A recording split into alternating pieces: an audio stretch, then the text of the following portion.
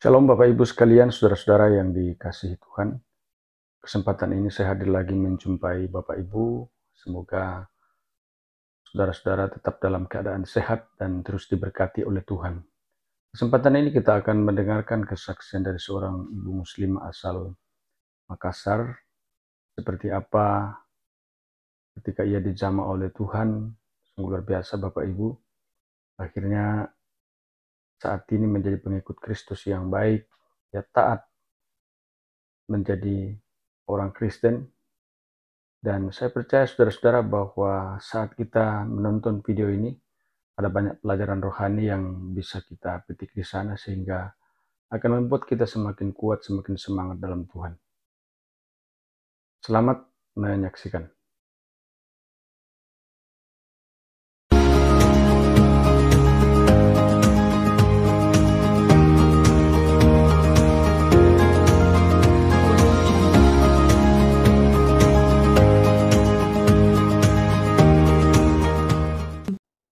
Shalom, selamat malam, puji Tuhan.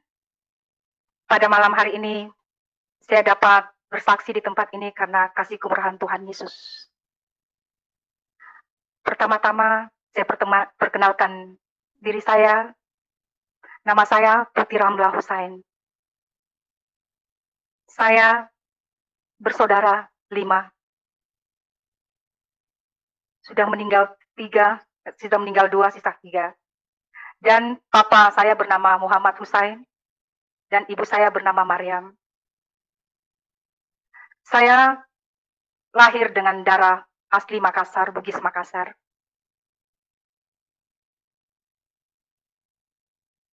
Pada saat kami berada di Makassar, saudara kekasih, saya selalu mengucap syukur sama Tuhan, Allah Subhanahu wa Ta'ala. Karena tiap hari, saudara, kami adalah latar belakang dari Islam yang begitu fanatik, ya, saudara. Kami tidak pernah mengenal Allah yang lain. Kami hanya mengenal Allah Subhanahu wa Ta'ala. Saya dididik keras oleh papa dan mama saya, karena sudah tahu, saudara, kalau di Bugis Makassar, agama Islam itu kekentalannya luar biasa. Karena papa saya kerjanya seorang abrid, dia seorang intel, itu disiplin sekali, saudara. Apalagi soal agama. Saya anak bungsu dari 5 bersaudara. Pada waktu hari demi hari kami dari kecil, dari TK, sudah dididik dengan agama yang begitu taat. Sembahyang 5 waktu dan berpuasa. Dan kami kalau pergi mengaji, kalau terlambat mengaji, kami dipukul rotan. Saking taatnya kami kepada perintah bapak dan mama saya, kami tekun selalu beribadah kepada Allah. Karena kami tahu bahwa hanya lewat jalan Allah Subhanahu wa Ta'ala adalah agama kami lah yang paling benar. Sampai umur 12 tahun, saya diikutkan MTQ. Syukur saya dapat juara pada waktu itu. Saking ketatnya, kami terus selalu siang malam kita berdoa. 5 waktu bahkan sembahyang tahajud. Karena kita begitu kusuk di hadapan Allah kami. Setelah itu saudara kekasih, saya sudah berusia 16 tahun. Saya memasuki sekolah pendidikan guru pada tahun 1986. Pada tahun 1986 itu saya kelas 1 dari sekolah pendidikan guru itu. Pada waktu itu, saudara, saya tidak pernah membayangkan bahwa kehidupan saya akan diubahkan oleh Tuhan Yesus. Saya tidak pernah bermimpi akan Yesus mau datang pada saya orang kegelapan. Karena kami ini paling taat beribadah kepada Allah kami. Dan kami takut karena membawa nama Yesus itu adalah nyawa, maut. Jadi kita sungguh-sungguh. Karena itulah ajaran kami. Di Islam kita harus kusuk, betul. Karena saya anak yang bungsu, saya paling tekun, taat pada ajaran Islam. Karena saya takut, karena kalau kapan saya melanggar sembahyang 5 waktu kami dipukul rotan sama Bapak. Nah, singkat cerita, saudara kekasih, tahun 86 saya pergi sekolah. Saya sekolah di sekolah pendidikan guru pada waktu itu. Saya berjalan berdua dengan seorang ibu, saudara. Di tengah jalan raya ada angkot. Angkot itu kosong. Kenapa pada waktu angkot itu kosong, ibu itu aja yang diambil? Saya heran kenapa bukan saya juga diambil kalau angkotnya kosong. Saya melambai-lambaikan tangan saya untuk mengambil angkot lagi. Tidak ada satupun angkot yang mau menerima saya. Saya heran. Karena sekolah kami pendidikan guru, sekolah keputrian, sangat disiplin. Saya sudah gemetar nanti kami disuruh pulang. Atau dihukum dengan ibu guru. Tiba-tiba ada sebuah mobil meluncur. Datang pas di depan saya. Saya takut sekira siapa yang datang karena saya tidak mengenal. Saya kira orang jahat kan. Tiba-tiba dia dengan tersenyum, dia permisi untuk mengizinkan saya naik di atas mobilnya.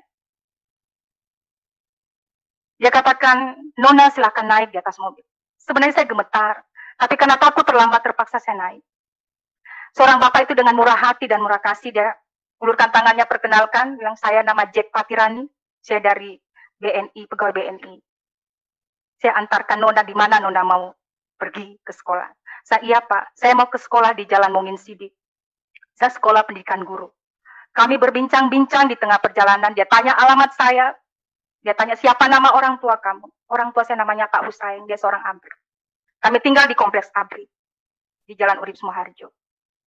Setelah itu, saya tiba di sekolah, saya diberikan uang jajan. Pada waktu itu, tahun 86, saya dikasih uang jajan 5.000 perak, itu sudah besar sekali bagi saya. Apalagi kita anak sekolah.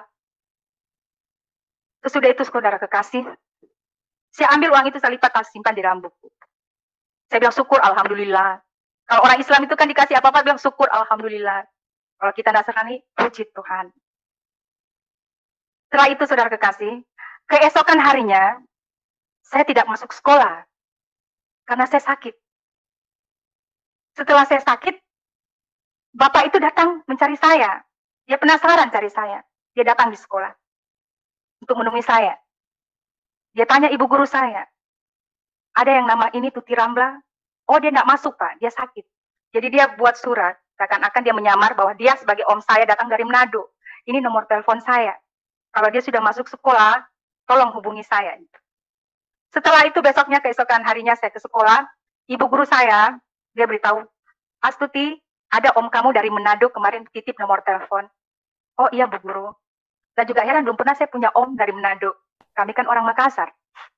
Mana ada keluarga di Manado. Pada waktu itu saya menelpon langsung, bapak itu saya bilang, selamat siang Pak. Dia kata, siang. Kenapa enggak ke sekolah, saya sakit Pak. Kalau gitu kamu sudah masuk sekolah ya? Kalau iya Pak, aku jemput ya. Setelah kami dijemput, sudah berselang tiap hari kami adakan hubungan dengan Pak Jack Patirani ini. Jadi karena Pak Jack ini seorang duda yang meninggal istrinya dan 2 anak. Dia punya anak 2 laki-laki. Dia kayak senang dengan saya, dia pikir kalau anak ini perempuan, saya anggap sebagai anak saya perempuan, karena menurut dia ya Pak, saudara, karena dia tidak punya anak perempuan. Jadi kami berhubungan sampai kami tamat. Dalam perjalanan kisah saya, dia katakan, saya katakan, Bapak agama apa? Langsung dia katakan, saya Nasrani. Oh, saya kaget. Karena rata-rata, terus terang, kapan kita berjumpa dengan orang Muslim dan bertemu orang Nasrani, pasti dia kaget. Kalau kita katakan, kamu agama mana? Pasti dia kaget. Kagetnya bukan apa? Dalam hati terus terang, kita tidak boleh munafik. Saya berhadapan dengan orang kafir. Hanya secara tidak langsung ya. Berselang kami berkenalan di tengah perjalanan, dalam mobil saya katakan, oh kalau Kristen itu yang sembah patung ya Pak? Kenapa orangnya belak-belakan? Enggak, kami tidak pernah menyembah patung. Iya, karena apa aku bilang patung? Itu di salib itu ada kayak patung. Tidak pernah kami menyembah patung. Kami menyembah Allah kami yang hidup, yaitu Tuhan Yesus. Dia katakan, hanya lewat Yesus, Tuti, orang akan masuk surga. Hanya lewat Yesus, orang pasti masuk surga. Kata surga itu, saudara, terngiang-ngiang selalu di telinga saya. Wow, mudah sekali. Orang hanya menyebut dan mengaku Yesus langsung masuk surga. Sedangkan di agamaku, di Muslim, kita harus menumpukan amal. Kita kayak menumpukan amal di pundi-pundi. Nanti kebanyakan amal baru kita bisa masuk ketemu Allah Subhanahu wa Ta'ala. Dan Allahku yang tidak pernah saya lihat. Saya tidak pernah lihat rupanya. Bahkan Muhammad pun tidak pernah aku lihat batang hidungnya dalam bentuk foto. Jadi itu yang bikin kaget kami kalau sampai melihat Yesus itu punya foto dan dia hidup. Itu tidak masuk akal bagi kami. Jadi berselang hubungan kami terus berjalan-berjalan. Kebetulan suami saya duda. Dia mau diangkat di kantornya di BNI sebagai pimpinan satu daerah di Sorong dengan Malang. Tapi dia tidak bisa naik jabatan, memegang satu jabatan, kalau dia tidak kawin. Jadi, pada saat itu saya sudah kelas 1, kelas 2, jalan demi waktu, hari demi hari, kami lalui. Jadi saya cuma jalan santai saja, seperti kayak saudara, sahabat, atau papa. Karena beda jarak dengan umur saya dengan Pak Jack Patriani itu 25 tahun. Ya, 25-28, hampir begitulah. Karena dia sudah kepala 4 lebih pada waktu itu. Saya baru umur 16. Jadi pada waktu itu, saudara, tiba-tiba dia katakan, Astuti, kamu jangan pikirkan laki-laki yang lain. Ya, nggak usah pikirkan laki-laki, belajar saja. Iya Pak Jack, saya akan sekolahkan kamu sampai ke luar negeri. Nah, itu pertama mulanya dia begitu. Jangan pacaran. Ingat Jack selalu. Ada Jack yang selalu temani. Nah, saya juga perkenalkan Pak Jack ini kepada papa saya.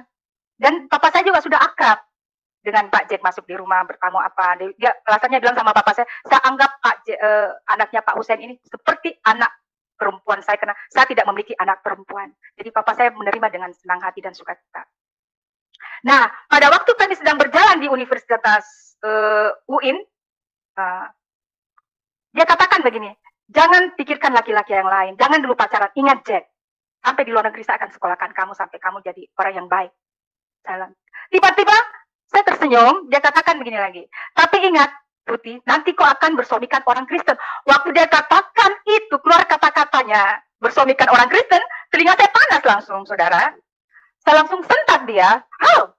Tidak mungkin Pak Jack, saya mau bersuamikan orang Kristen. Itu najis dan kafir bagi saya. Paham? Saya meludah di mobil. Saya sudah tidak sadari lagi. Saya buang ludah 3 kali, menajiskan Yesus. Saya mengkafirkan Yesus. Najis Pak Jack. Yesus itu najis, kafir bagi saya. Dan tak mungkinlah saya akan mau bersuamikan dengan orang Kristen, dengan orang kafir. Paham Pak Jack? Saya meludah 3 kali. Setelah saya mengkafirkan dan menajiskan nama Yesus, saudara. Malam itu juga Yesus bertindak sama saya. Saya tidak pernah bermimpi bahwa yang saya katakan orang kafir itu datang menjumpai saya. Dan dia menjumpai saya bukan cuma sesaat saja, tetapi hampir 4 tahun, saudara. Dia datang kepada saya. Bagaimana perasaan saya tidak kacau. Ya, dia datang pada saya dalam bentuk slide besar. Kalau seperti dulu itu ada layar tancap, ya, seperti itu dia datang. Dia goyang, dia hidup, ya. Tetapi pada waktu dia datang saya kaget, saya bilang kenapa? Dan saya tidak bisa bicara. Saya bilang kenapa? Dalam hati saya, kenapa kau yang datang? Dan matanya Yesus itu, saudara, dia bersinar dan dia menusuk saya punya hati, saya punya jantung. Kalau Yesus tidak sayang saya, mungkin saya sudah mati. Ya. Di mana-mana ada Yesus. Karena firman Tuhan katakan, Allah Israel, penjaga Israel yang tidak pernah terlelapkan. Yesus itu tidak pernah terlelap. Setelah saya melayani, saya baru paham. Mata Yesus itu tertuju di mana-mana. Dan setiap saat dia tidak pernah tertidur. Tetapi saya ini orang belum mengerti siapa itu Yesus. Saya bilang, ini Allahnya orang Kristen ini yang datangnya saya. Mau apa dia? Saya bilang, mau apa? Geram saya. Jengkel saya, kesel saya. Saya mau berontak gitu, mau berteriak. Saya tidak tahu mau berteriak bersama siapa. Dan saya mau berbicara sama papa saya, mama saya. Tidak mungkin ada yang tahan saya punya mulut. Jadi saya diajar Yesus berjumpa dengan Yesus. Dia berbicara dengan bahasa tubuhnya, dengan rohnya dan roh saya. Saya dibentuk Yesus di situ. Nanti tengah malam, saudara, pada saat saya mau tertidur, baru saya tidak lihat Yesus. Tapi pas buka mata pagi, pas dia sudah ada. Saya bilang, ini orang mau apa sebenarnya? Bahkan saudara, sampai-sampai di sekolah saya, paling sering saya dilempar spidol dengan guru saya. Karena saya dikatakan melamun. Bagaimana dia katakan melamun? Itu tatapan saya dengan guru saya, tapi hampir kena mata saya tertuju di papan tulis, Yesus ada di situ. Saya gemetar. Ini mulut saya terkatup, saya mau ngomong apa. Bahkan dengan Pak Jack pun saya tidak ngomong dengan dia. Aku berjumpa dengan Tuhan kafirmu. Ya saya katakan, saya rahasiakan ini. Begitu tahan saya. Hari demi hari, tahun demi tahun, tetap dia ada. Bahkan di dalam perjalanan penyeberangan pun dia ada. Kalau bukan dia berkuasa, kalau dia iblis sudah mati di gilas mobil. Karena dia ada. Dia nyebrang juga. Biar diangkut dia ada. Tapi selama saya dengan Pak Jack, selalu saya diantar, jemput dengan Pak Jack. Di mobil juga dia ada. Tapi saya tidak kasih tahu, itu kafirmu ada di muka saya. Saudara kekasih, hari yang mau ke-4 tahun, saudara, papa mama saya tidak ada dalam rumah. Saya sudah tidak tahan lagi. Dia tertancap di dapur saya. Saya mau ke kamar mandi, mau mandi. Pas waktu itu maghrib kami mau sembahyang. Saya ini manusia menghalang lagi, ini kafir. Saya langsung tantang dia, saya tunjuki dia. Saya bilang, Yesus, kok orang Kristen punya Tuhan, Allahnya orang Kristen katanya kok hidup, saya tunjuki begini deh. Tunjukkan mukamu yang secara nyata. Katanya kok Allah yang hidup, Allahnya orang Kristen. Karena Allahku, Allah Subhanahu wa Ta'alaku, yang aku sembah sejak aku dalam kandungan ibuku, saya tidak pernah melihat wajah dan rupanya. Nanti Allahku ada pada waktu kami mati dan meninggal yang berkumpul di padang mahsyar. Itulah kami tahu bahwa nanti Allah ada. Kami tahu Isa alaihissalam adalah Imam Mahdi. Dialah yang menghakimi nanti orang yang hidup dan yang mati. Kami tahu. Tapi kami cuma berprasangka, berpikiran dia cuma dalam kenabian, bukan Tuhan. Jadi pada waktu itu saya langsung tunjuk dia. Kalau memang kau Yesus orang kafir, Allahnya orang Kristen, katanya kau hidup, tunjukkan mukamu secara nyata. Saya tidak mau seperti ini, seperti kau. Jadi saya berdialog seperti biasa, tapi saya geram waktu itu. Seperti layar tancap kau Yesus. Saya tidak butuh yang begitu. Saya butuh yang nyata, kau datang yang dikatakan hidup, kau datang. Setelah kau datang dengan caramu yang hidup, baru saya menjadi orang Kristen yang setia. Ingat itu. Setelah saya komitmen dengan dia, saya berjanji dan saya tantang dia, wajah Yesus sudah tidak ada lagi sama saya. Mungkin pada waktu itu Yesus sudah pegang janji saya. Ya, pada waktu itu saudara, karena kami sekolah pendidikan guru, ada namanya praktek lapangan, PKL ya. Saya dibawa di satu daerah, namanya daerah Limbu. Dan Pak Jack ini juga, dia setia menemani saya. Padahal dia ini ingin mau dengan saya, tapi dia jaga perasaan saya. Sampai Pak Jack ini dia bertunangan, saudara. Karena dia tahu saya sudah tolak dia. Tidak mungkin saya akan bersuamikan dengan orang kafir, Jack, apalagi orang Kristen. Jadi dia bertunangan, saudara. Pas dia bertunangan, ternyata tunangannya Pak Jack ini saraf, ada kelainan saraf. Jadi dokter menyarankan jangan bertunangan dengan orang yang saraf. Karena istri pertamamu meninggal karena stroke, jangan lagi kamu disakiti lagi dengan istri yang kedua. Jadi, berselang jalan kami ini ya, hubungan kami, saya hidupnya apa? Islam dan kegelapan, yang hidupnya selalu dengan dukun-dukun, saudara. Ya, saya kalau tidak kenal dokter, tidak sembuh dengan dokter, kami pergi ke peramal. Ya, hidupku penuh dengan peramal dengan keluarga saya. Dan memang ada keluarga saya memang dukun besar. Yang selalu memberikan saya jimat-jimat untuk menjaga diri katanya. Agar kamu tidak kena celaka. Jadi pada waktu itu, saya perlihatkan fotonya Pak Jack ini ke dukun saya. Ini orang baik tidak? Dia bilang baik juga, orangnya sabar.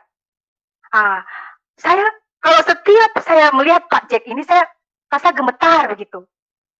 Dan rasa panas. Ada suara katakan, ikut dia. Ikut dia. Ikut siapa? Dia siapa yang saya mau ikutin? Karena wajah Yesus sudah tidak ada kan? Ikut dia. Jadi saya pakai istilah gini, jadi tidak jadi. Jadi saya ambil perhitungan jari. Kata jadi. Pada malam itu, saya kepanasan sekali. Panas sekali. Itu suara terus, ikut dia, ikut dia, ikut dia. Tapi saya kan sudah menolak laki-laki ini, saya gengsi. Saya mau katakan, Kak Jack, kawini saya, tapi sang, ya Allah, saya sampai sembahyang tahajud, ya Allah. Suara tadi kau katakan ikuti ya. Saya malu ya Allah untuk apalagi seseorang perempuan menawarkan diri saya, kawini saya Pak Jack. Karena saya sudah tolak dan saya sudah ludahi orang kafir ini. Tetapi terus dari dalam dorong saya, katakan ikut dia, ikut dia. Jadi kami sudah PKL, sudah pulang dari praktek lapangan selama 3 bulan. Pas waktu hari Minggu juga pemutusan tunangannya Pak Jack, tidak jadi bertunangan lagi dengan diputuskan karena dia tahu ada kelainan saraf. Dan esok harinya pada hari Senin saudara, saya dalam perjalanan pulang, saya langsung mau katakan, Pak Jack, ada yang ingin saya katakan. Dia bilang apa saja. Pak Jack nggak marah kalau apa yang saya katakan? Tidak, bilang saja. Mungkin Pak Jack bilang, mungkin Tuti mau minta uang nih. Untuk minta beli apa. Pikirannya ya. Jadi saya cuma takut kalau nanti ditolak. Saya bilang, ya terpaksa saya katakan. Kalau ditolak, syukur. Tidak ditolak juga, lebih syukur. Saya, ya Allah, izinkan ya Allah, dia mau terima saya, ya Allah. Saya belum sebut Yesus, karena saya pasti punya Allah. Allah subhanahu wa ta'ala. Sesudah itu saudara saya katakan, Pak Jack, mau nggak kawini saya? Hah? Apa nggak bilang? Pak Jack ini orang Manado. Apa nggak bilang? Mau kawin? Betul kamu bilang itu mau kawin dengan saya, Tuti? Iya. Apakah Pak Jack mau terima saya? Mau terima saya? Dia langsung lipat tangan dan tunduk di setir mobilnya, ya, rem mobilnya. Dia katakan, thank you Lord. Thank you Lord, 3 kali. Puji Tuhan. Kenapa Pak Jack? Kenapa Tuti terlambat ngomong dengan saya? Sudah lama saya nantikan itu. Tapi saudara, saya katakan pada waktu itu mau kawin, saya katakan, saya mau kawin, tapi ada syarat. Dia kata, apa persyaratannya? Saya, Pak Jack mau ikut persyaratan saya untuk dapat? Dia bilang, persyaratan apapun aku ikuti. Yang penting saya kawin nikah dengan Tuti. Oke. Saya katakan, saya mau nikah dengan Pak Jack, tapi Pak Jack harus ikut saya kan? Itu tantangan bagi orang Kristen yang paling mahal. Ya. Tapi dia terlalu berani. Ya. Tidak takut sama Tuhan. Saya bilang, mau? Saya lakukan. Saya lapor papa saya. Saya syukur, alhamdulillah, Pak Jack mau ikut saya, ya. Bertambahlah keluarga saya. Iya, saya akan lakukan. Saya ikut kamu. Iblis tertawa kan? Anak Tuhan mulai diseret kan? Saya lapor sama papaku. Pak Jack mau nikah dengan saya. Tapi dia katakan, oh tidak apa-apa dia nikah. Yang penting dia ikut kamu. Jangan Tuti yang ikut Pak Jack. Karena kapan kau ikut Jack, saya sudah keluarkan kau dari garis turunan saya. Kau bukan lagi anak saya, bahkan bisa saya bunuh kau. Daripada kau bikin aib. Karena, saudara kekasih, kalau orang Makassar itu sirik, itu aib, itu nyawa. Terus saya bilang, tidaklah Pak, tidak mungkin saya mau tinggalkan agamaku, dia yang saya seret. Berselang itu, saudara kekasih, 3 bulan, kami tunangan dulu, sudah gitu 3 bulan lagi kami nikah. Pas waktu sudah nikah, saya tidak mengetahui bahwa di dalam jasnya itu salibnya masih ada, saudara. Pas hari Minggu kejadiannya, saya kaget. Setelah selalu saya sembahyang tahajud, saya tidak pernah tinggalkan itu sembahyang tahajud saya. Saya lihat, dia belum buka Bible. Dia langsung pergi ke gereja. Dia suruh pembantu saya, dia katakan, Sarah, ambilkan sepatu Bapak mau kasih siapkan ini, perlengkapan Bapak mau berangkat ke gereja. Saya kaget, Papi mau kemana? Oh, Papi mau ke gereja kan? Waktu dia sebut gereja, saudara, kayak saya mau pingsan. Karena sama saya ditipu dengan orang kafir ini. Geram sekali saya, saudara, pada waktu itu. Saya langsung mau ribut. Kenapa Papi mau pergi ke gereja? Sedangkan Papi sudah ikut Islam kan? Sudah ikut saya kan? Bilang, oh itu hanya formalitas sayang. Untuk mendapatkan kau. Oh, tambah mendidih saya punya hati. Saya mau berteriak gimana, saya bisa malu dengan papa saya ada. Saya dia bikin aib betul dalam keluarga saya ini orang. Saya menangis gitu, ya Allah, kenapa kafir ini menipu saya? Ya Allah, tunjukkan saya jalan lurus, ya Allah. Dia pergi. Rasa-rasanya saya mau cerai kan dia. Ini kena baru, pengantin baru ini. Tapi ada yang tahan. Ada yang tahan saya. Saya mau berontak. Saya langsung datang melapor sama papa dan mama saya. Mak, Papa, jangan kaget ya, Ma. Kenapa, nak? Jack itu pergi gereja, Ma. Papa, saya tidak bisa bicara. Keluar air matanya. Kita dipermalukan, Pak. Kita ditipu dengan orang ini, Pak. Papa, saya bilang, jadi ya. Langsung jalan, Pak. Ya, saya tidak balas kau dengan kasar. Saya tidak akan ceritakan kau, tapi saya pakai dengan cara halus. Saya pakai dengan cara halus, saya pakai magic. Saya ambil ilmu sana, ilmu sini sampai Kalimantan yang saya belum tempati berguru. Untuk menundukkan kafir ini. Tapi saudara, sampai anak saya lahir yang pertama, saya ambilkan magic dari Kendari, dari sepupu saya, Selayar. Itu dukun-dukun keras loh. Sampai di Mandar. Tidak mempan nama Yesus dipengaruhi dengan setan. Tidak bisa dipengaruhi, tetap dia ke gereja. Tetapi saudara, dia ke gereja, tapi dia bisa terseret tubuhnya, saya bawa ke tempat ritual-ritual. Pada 92 saudara, anak saya lahir yang pertama. Anak saya yang lahir pertama bernama Jane Trinity. Lahirnya 10 Januari 1992. Sudah banyak ilmu yang dia makan. Ramuan-ramuan dukun dia makan. Jadi, pada waktu anak kami lahir saudara, sebenarnya Pak Jack seorang ayahnya, dia bawa ke gereja untuk ucapan suku dan katanya dibaptis ya, kalau Kristen dulu, karena dulu saya belum paham. Dibawa, diserahkan di pendeta di gereja. Pas pulang dari rumah sakit Katrina Booth, saya langsung bawa ke pelataran kuburan di Kobang, supaya anak saya tidak dimakan oleh maut. Saya kasih nyalakan lilin, ada 48 lilin, karena terkenal di Kobang itu. Pasti orang Makassar pasti tahu tempat keramatnya. Karena saya bilang, tapi anak kita satu-satu perempuan. Dia harus dibawa sini, supaya dia tidak dimakan dengan maut. Umurnya panjang, papi. Karena dasar, papi ini Kristen, Pak Jack ini Kristen, cuma Kristen di kulit saja ya. Kristen masih kedagingan, Kristen yang basi, belum lahir baru.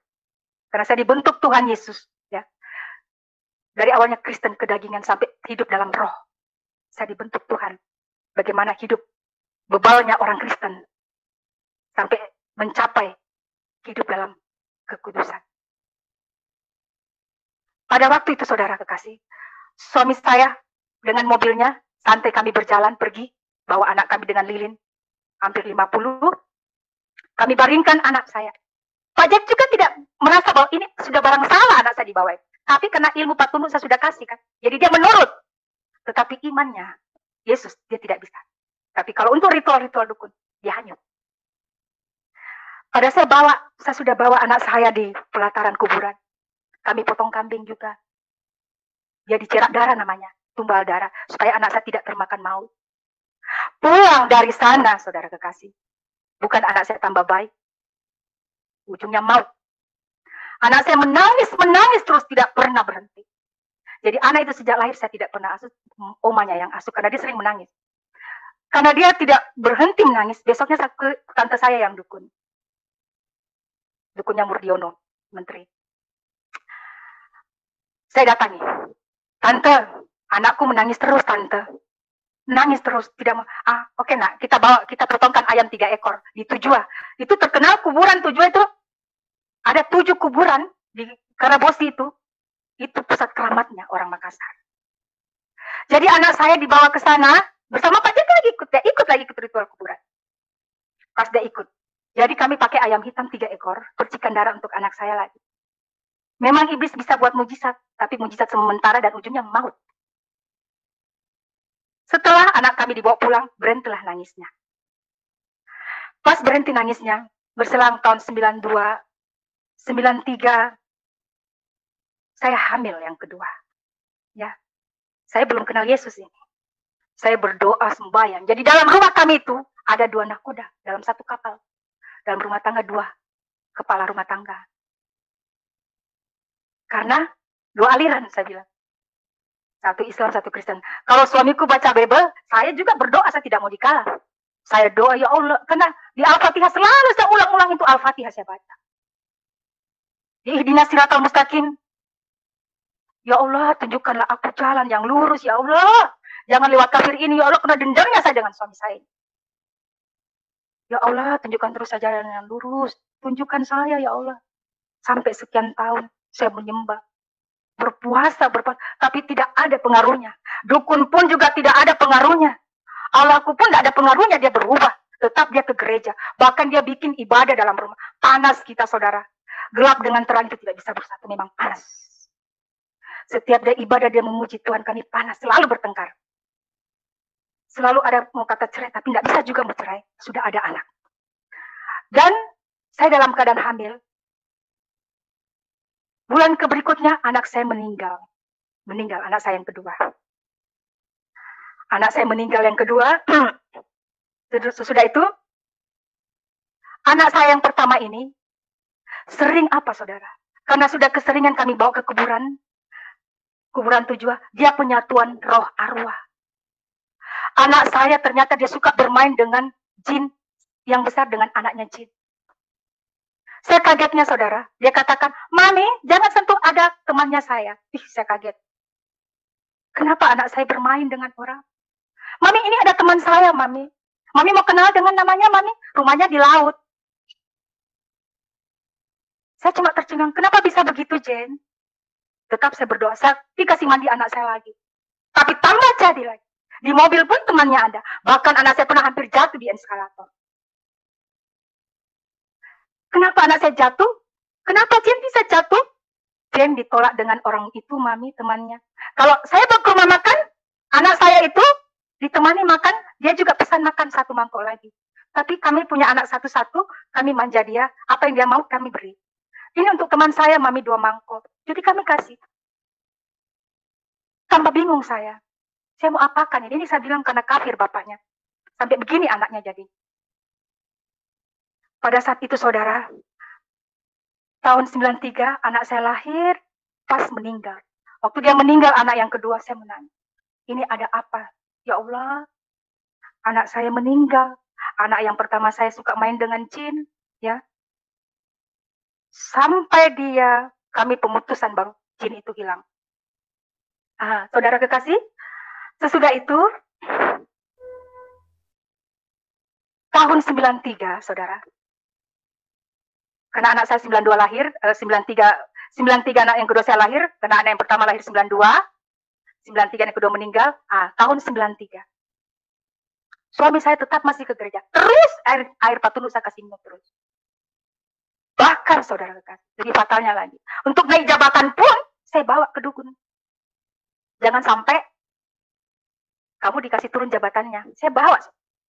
Suami saya kalau dikasih itu dia mau, tapi ke gereja jangan coba-coba larang.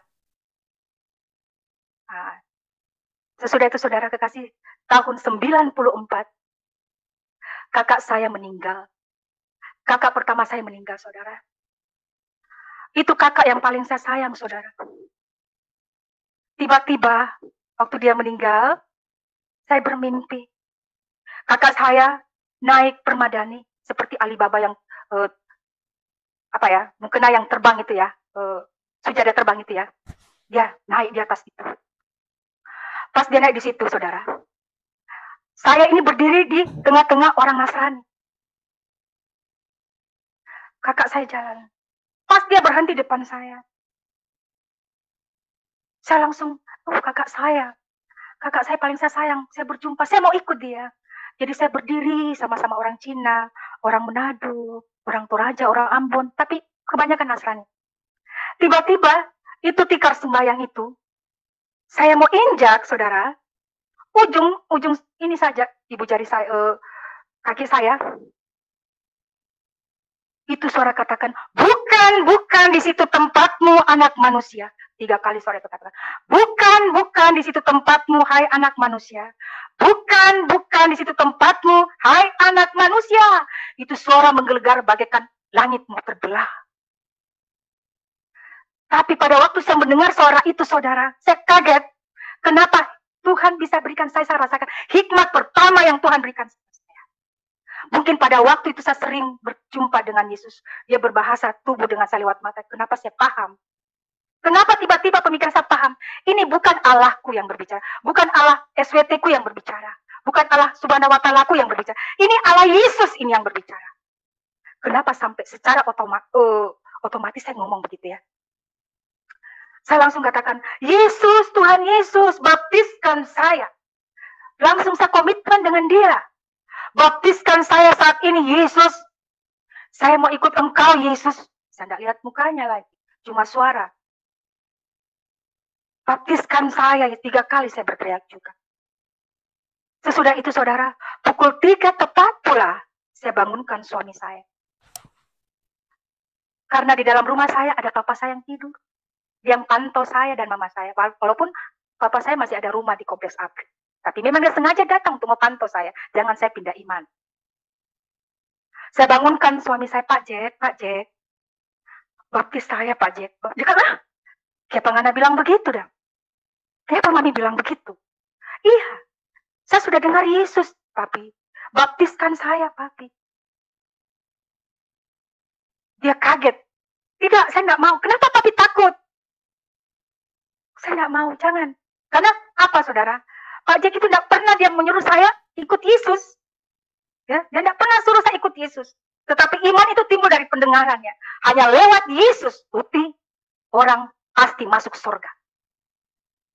Suara itu terus terngiang bagi saya. Kalau saya lihat kata surga itu, hati saya sejuk sekali, saudara. Saya paksa suami saya, Papi harus bawa saya. Kalau Papi tidak mau bawa saya yang pergi ke sana. Kenapa Papi mau takut? Karena apa? Dia takut. Papa saya ada di dalam kamar, dia tidur, selalu ada parang di bawah tempat tidur. Itu dia takut. Karena dia takut orang Makassar itu bahwa nama Yesus itu maut. Karena saya paksa dia dengan hati yang berat dia bawa saya. Saya pikir dia suka cita pada waktu saya mau ikut Yesus. Dia takut karena ada papa saya. Tapi dengan kuasa Roh Kudus ya, waktu itu saya belum tahu kuasa Roh Kudus bagaimana, mendorong saya untuk pergi ke sana. Kalau Papi tidak mau bawa saya akan pergi ketemu pendeta. Pukul 6 tepat, saudara, saya bertemu dengan pendeta. Tahun 94. Saya ketuk-ketuk pintu Pak Pendeta. Pak Pendeta juga kaget. Dia kira ada orang meninggal atau orang sakit yang mau didoakan. Saya katakan, Pak Pendeta, saya Ibu Cek. Iya, saya kenal Ibu Cek. Ada apa Ibu Cek? Saya langsung tidak basa-basi ngomong, saya langsung bilang, Pak Pendeta, saya mau baptis. Baptiskan saya, Pak Pendeta. Karena tadi saya sudah berjumpa dengan suara Yesus. Dan saya sudah berjanji sama Tuhan Yesusmu bahwa saya mau dibaptis hari ini. Saya tidak tahu itu baptisan dalam bentuk apa, saudara. Engkau mau celup saya dalam air mana, engkau mau baptis dalam bentuk apa, saya tidak tahu. Yang penting namanya baptis. Saya pikir kalau namanya baptis itu sama dengan orang mengucapkan 2 kalimat syahadat. Sudah baptis, kau sudah jadi masuk Kristen. Kau sudah jadi pengikut Kristus. Saudara kekasih, apa yang terjadi? Pendeta itu katakan begini, Ibu, saya bukan mau baptis sekarang, tapi saya daftar dulu. Ibu harus ikuti kateksasi ya, selama 4 bulan. Karena ibu sudah dewasa. Saya bilang, saya nggak mau ikut begitu, pendeta. Saya mau yang namanya baptis, bukan kateksasi yang saya mau, baptisan yang saya mau. Jadi saya berdebat dengan pendeta. Saya tidak mau, Pak Pendeta, karena saya sudah berjanji bukan dengan manusia. Saya berjanji sama Yesusmu. Besok saya mati, apa kata dia? Saya tidak masuk surga, pendeta.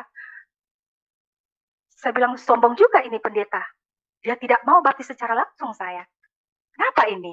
Kalau kita di dulu Muslim, ada orang mau masuk Muslim, wow, bersenang-senanglah dia. Langsung saat itu juga kau baca kalimat syahadat, langsunglah kau jadi Muslim. Dengan senang. Ini tidak. Kita belajar dulu sampai 4 bulan. Jadi saya berdebat dengan suami saya bertengkar. Sombong sekali kau punya pendeta. Saya tidak suka pendeta seperti itu. Dia mengulur-ulur waktu untuk berjumpa sama Yesus. Tidak, memang begitu prosedurnya, Mi. Kamu harus ikut dulu. Ikutlah. Ikut tak lama itu. Karena saya dalam keadaan hamil ya. Tahun 94 itu umur kehamilan saya umur 7 bulan. Saya ikut kateksasi. Pas ikut kateksasi, setiap saya mau pergi ibadah kateksasi, saya bohongi mama saya. Mama saya jagai saya. Dia bilang, mau kemana? Mama ada pertemuan di kantor, ada pimpinan baru, kita harus bertemu, Ibu Dharma Wanita juga ikut. Jadi itu selalu bohong saya. Saya buka jendela kamar saya suruh pembantu saya untuk masukkan pakaian sepatu dan Alkitab saya. Karena kami mau kateksasi pukul 6. Tiba-tiba saudara, ada firman Tuhan katakan, pas yang bawakan seorang majelis, namanya John Peter, dia katakan firman Tuhan itu, karena saya belum mengenal firman pada waktu itu sama sekali. Dia katakan, sebelum ayam berkokok, dia katakan, kau sudah menyangkal aku. Firman itu masuk, saya tertikam. Karena firman Tuhan itu kan bagikan pedang bermata 2 kan. Firman ini berbahaya sekali, ini kena saya ini. Berarti saya sudah berbohong sama Yesus. Saya mau ke gereja, saya bilang sama mama saya mau pergi BNI, ada pertemuan Ibu Dharma Wanita. Nah, pada waktu setelah saya mendengar firman itu, saudara, pulang saya berdoa. Tuhan Yesus, ampuni saya. Saya sudah berdosa, Yesus. Saya sudah berdosa. Yang tadinya mau ke gereja, saya bilang pergi Dharma Wanita. Saya cuma bahasa sebagai bahasa seorang anak. Saya tidak pandai berdoa, saudara. Tidak pandai berbahasa saya. Bahasa yang polos keluar di hadapan Tuhan. Tapi saya mohon Tuhan Yesus, kalau air baptisanmu yang kudus, air kudusmu, turun atasku. Selamatkan saya dan selamatkan juga papa mamaku, Yesus. Saya tidak tahu bahwa ada firman Tuhan katakan, jika satu orang datang demi nama Bapa, maka sisi rumah pun diselamatkan. Saya tidak kenal itu. Tetapi selalu saya berdoa itu, selamatkan papaku juga, Yesus. Selamatkan mamaku, Yesus. Semua saya sebut, saya punya saudara. Rugi saya rasa. Kalau dia juga tidak masuk surga, masa hanya saya nikmati surga. Setelah itu, saudara, tibalah waktunya kami mau dibaptis. Dan kalau mau dibaptis, di gereja kami itu diumumkan di warta jemaat. Pas di warta jemaat itu, tetangga dengan kakak saya. Kebetulan kakak saya tinggal di rumah papa saya yang di perumahan Abris itu, di Urusmarjo. Dia katakan, itu Ibu Santi katakan, Tati, adikmu besok mau dibaptis. Kakakku kaget, hah? Masa mau dibaptis? Adikku Islam. Adikmu sudah Kristen, mau dibaptis besok. Sudah sah dia jadi orang Kristen. Malamnya kakakku datang. Katanya kok mau dibaptis? Saya cuma tersenyum. Saya tidak jawab, saya cuma tersenyum. Saya langsung jalan. Dan sama saudara berdoa. Tuhan Yesus, tolong Tuhan Yesus, jangan saya ketahuan besok dibaptis. Mati saya Yesus. Habis saya Yesus. Saya berdoa. Saya berlutut, saya menangis. Saya katakan, Tuhan Yesus tolong saya. Jamah saya Yesus. Jangan orang tuaku tahu bahwa besok saya dibaptis.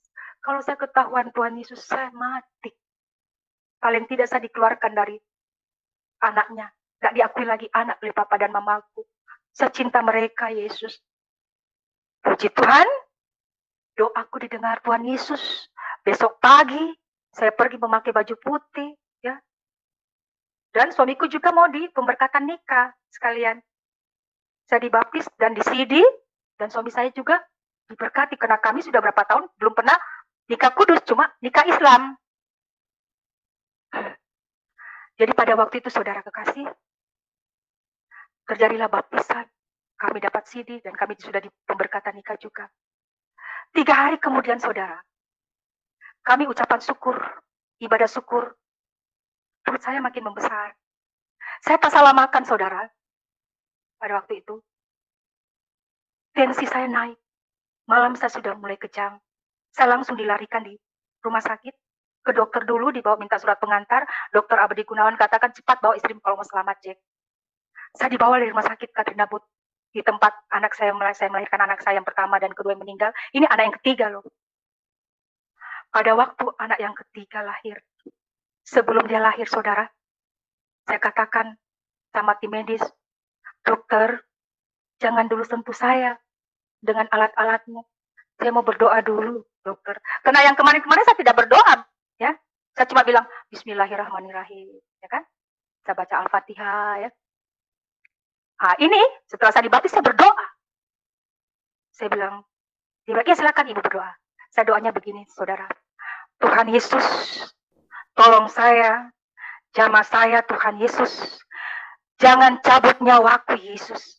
Sebelum saya melihat anakku beranak cucu Yesus.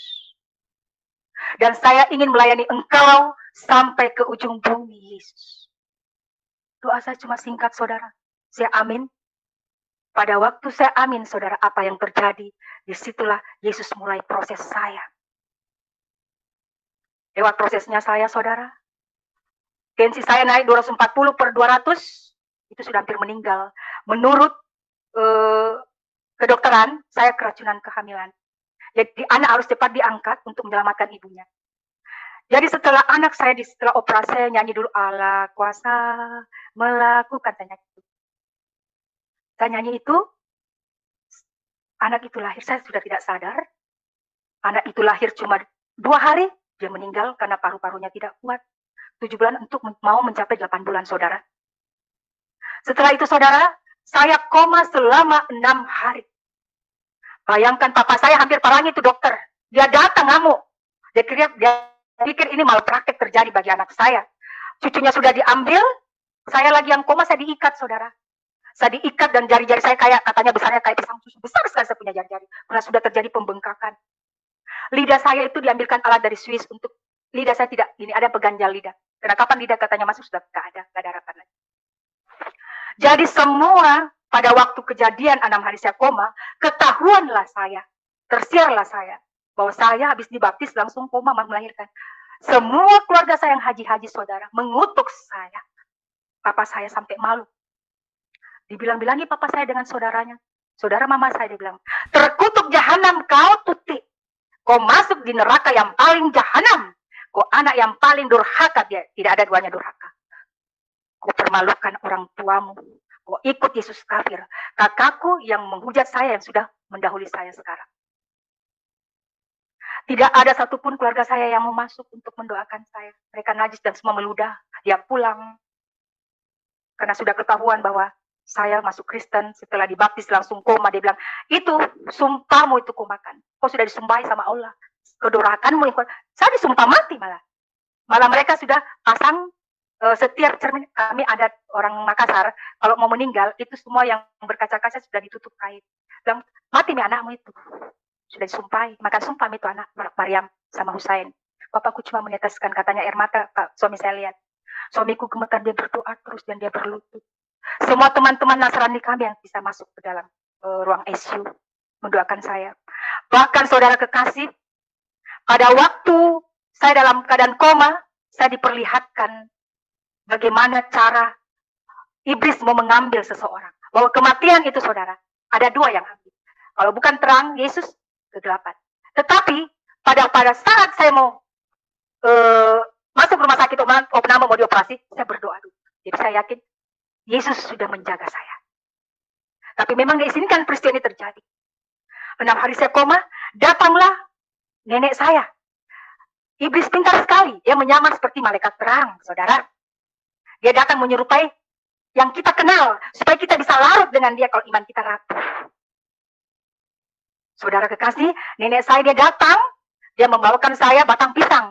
Karena kita kalau muslim orang Makassar itu, kalau mau meninggal, dicuci pakai batang pisang, di atas batang pisang, di pelatarannya tidur. Dia katakan apa? Anakku, sini saya bersihkan darahmu, kau terlalu kotor, karena memang saya pendarahan, saudara. Pada waktu itu dia mau bawa seperti kayak sampan, saya diperlihatkan satu lautan yang besar, tetapi tidak ada rumah di situ. Kalau di sini kan, kami di Makassar, Pantai Losari kan ada rumah, ada pulau ya, jadi ada rumah-rumah di situ. Dan kenapa? Tapi jalan pikiran saya, kenapa nenek saya ini membawa saya hanyut di dalam sampan ini, nggak ada tempat tujuan saya. Mau dia, ayo saya bilang, jangan ya, jangan. Saya tidak mau. Tiba-tiba, puji Tuhan, Tuhan Yesus ada muncul di awan-awan bersama malaikat 6. Dia mau dorong saya, itu saudara katakan, aku sudah membasuh engkau dengan air, anakku. Aku sudah membasuh engkau dengan air, anakku. Sedang kakek itu Tuhan Yesusku sudah ada. Karena pada waktu 6 hari saya koma, saudara, saya sudah divonis dengan dokter. Divonis mati pukul 6. Dengan hari yang ke-6, dia panggil suami saya, 8 dokter. Memanggil suami saya, dia katakan, Pak Jack, kami secara medis sudah berupaya sekali untuk menyelamatkan Ibu Jack Patirani. Tetapi kami sudah menghitung denyut jantungnya dengan nadinya. Pukul 6 tepat dia sudah pergi. Terlalu gampang dia vonis saya. Tetapi kehendak Tuhan Yesus lain, saudara. Pukul 6 tepat juga Yesus datang pada saya. Dia berikan kembali roh saya. Dia pulangkan kembali roh saya. Di mana 6 hari saya koma, saudara. Dia katakan, saya sudah basuh kau dengan air.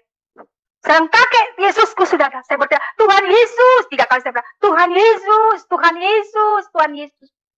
Sesudah itu saya katakan, saya panggil siapa? Mama, mama, mama. Saya cari mamaku. Tapi saya dalam belum sadar, masih siuman gitu kan. Langsung diumumkan. Ibu Jack sudah sadar. Dokter juga kaget. Karena dokter belum pulang di situ. Suami saya berlutut dan dia menangis, saudara. Dia ucap syukur kepada Tuhan Yesus. Yang menyaksikan itu, yang ceritakan saya, suamimu luar biasa. Dia terguling-guling memohon sama Yesus. Untuk dikembalikan nyawa. Sekalipun kamu sudah divonis. Sesudah itu, saudara, 11 hari kami dirawat di rumah sakit Katrina Buk itu, saudara. 11 hari, suara itu datang. Saya tidak mengenal lagi. Suara itu datang tiba-tiba. Astuti, jangan kau pulang langsung ke rumahmu. Kau pergi, kuutus ke orang-orang yang menghujat aku. Saya tanya, suara apa itu? 3 kali selalu Tuhan Yesus datang sama saya kalau dia mau pergi. Astuti, kamu jangan pulang langsung ke rumah. Engkau pergi ke rumah orang yang sudah menghujat aku. Pada waktu itu kami pulang, saya bilang, Papi, jangan kami langsung pulang dulu. Kita pergi ke uak saya, ke umi saya, saudara mama saya. Pada waktu saya datang ke rumah mereka, dia kaget, dia pikir mayat hidup yang datang. Karena mereka sudah tidak pernah berhubungan dengan kami lagi. Dia cuma tinggal tunggu nama mati. Saya bilang, kalau bukan Tuhan Yesusku yang bangkitkan saya, berikan saya nyawa, sudah lama saya meninggal. Kamu sudah makan potong kambing untuk kau. Gak bisa bicara. Karena Tuhan Yesusku yang berikan saya nafas. Saya hidup sampai saat ini. Kau lihat saya seperti ini. Tidak kurang kan? Dia gak bisa. Setelah itu, saudara kekasih, semua suku saya putus hubungan selama 15 tahun. Saya yang berkeluarga, saya papa, mama, dan saudara saya. Itu yang kami punya keluarga. Dan teman tetangga, teman-teman kantor, kerabat, orang-orang Nasrani. Saya, walaupun kamu putuskan tali persaudaraan, saya tidak dendam sama kalian. Saya tidak dendam sama kalian. Yesus sanggup berikan saudara-saudara yang lain.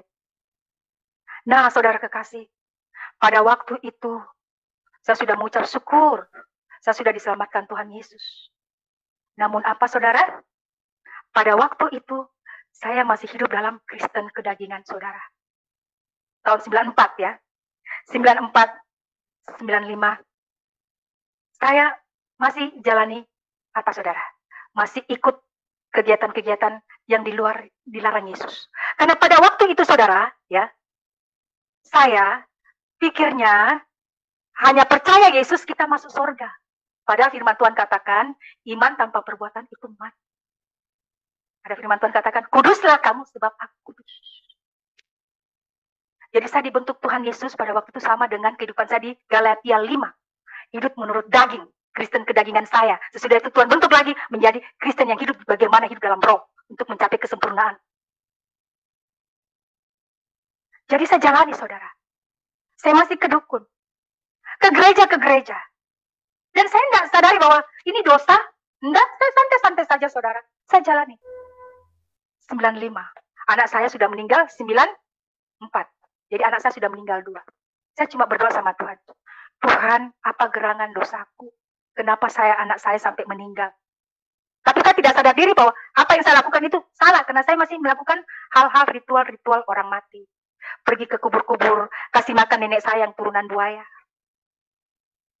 Saya masih ikut adat-adat istiadat. Kalau adat istiadat di hadapan Tuhan itu adalah berhala.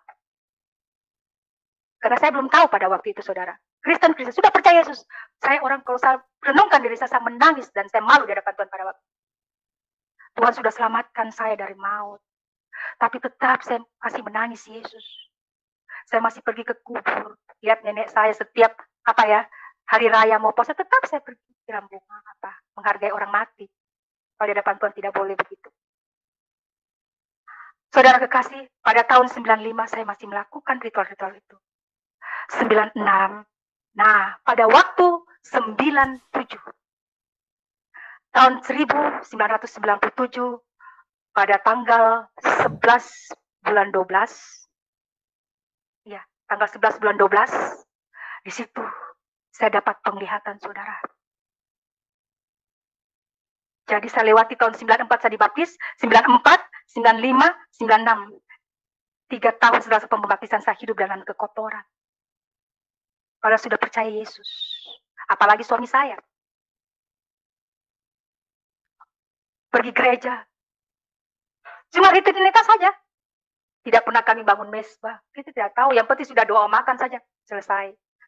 Tetap kalau suami saya mau naik jabatan, saya pergi lagi ke dukun untuk tambah lagi supaya naik jabatan. Ya. Semua kami sertai semua dukun. Anak saya sakit, tidak bawa lagi ke dukun. Karena anak saya cuma 1. Nah, pada waktu 97 saya dapat bermimpi dan saya dapat penglihatan. Yang saya tidak menyangka-nyangka, Tuhan Yesus hadir secara utuh di depan pintu saya. Di depan pintu saya dia berdiri, saudara. Dia pakai lenan putih yang warna tulang. Bukan putih sekali, lenan putih warna tulang. Saya tidak pernah menyangka, saudara. Pada waktu itu dia datang, dia berada di buka pintu saya. Saya lihat, saya menyambut Yesus pada waktu itu. Pada waktu saya mau masuk, saya mau persilakan dia masuk. Sebelumnya itu dia berdiri, dia tersenyum, dia kasih begini tangannya. Waktu dia tancapkan ibu jarinya, tertancaplah sebuah foto. Ada foto Tuhan Yesus. Dia katakan apa, saudara? Apa yang kau lihat di dinding itu sama yang kau lihat aku ada di depanmu secara nyata. Baru saya mau persilakan masuk, saudara. Dia katakan, aku sudah masuk ke dalam rumahmu bagaikan pencuri di malam hari, anak. Saya tercengang. Langsung saya panggil, papi, Tuhan Yesus datang. Tetapi suami saya tidak melihat Yesus, hanya saya saja. Dan sesudah itu, saudara kekasih, 3 hari kemudian, saya dapat penglihatan lagi. Saudara. Saya disuruh bersaksi di atas mimbar Immanuel. Pada waktu saya bersaksi, saya berdiri di atas mimbar. Bukan saya yang bersaksi, tapi Tuhan Yesus yang menyelimuti saya. Dia berdiri, apit saya. Dia katakan, saudara, hai anak manusia, bertobatlah engkau, hai anak manusia, karena tahun ini adalah tahun anugerah. Bertobatlah engkau, hai anak manusia.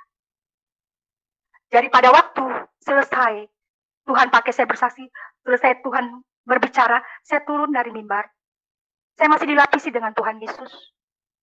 Pada waktu itu dia berkata, karena orang melihat, kok anak ini diapit dengan Tuhan Yesus. Tuhan tahu pikirannya itu manusia. Apa ini sampai di ini? Diikuti.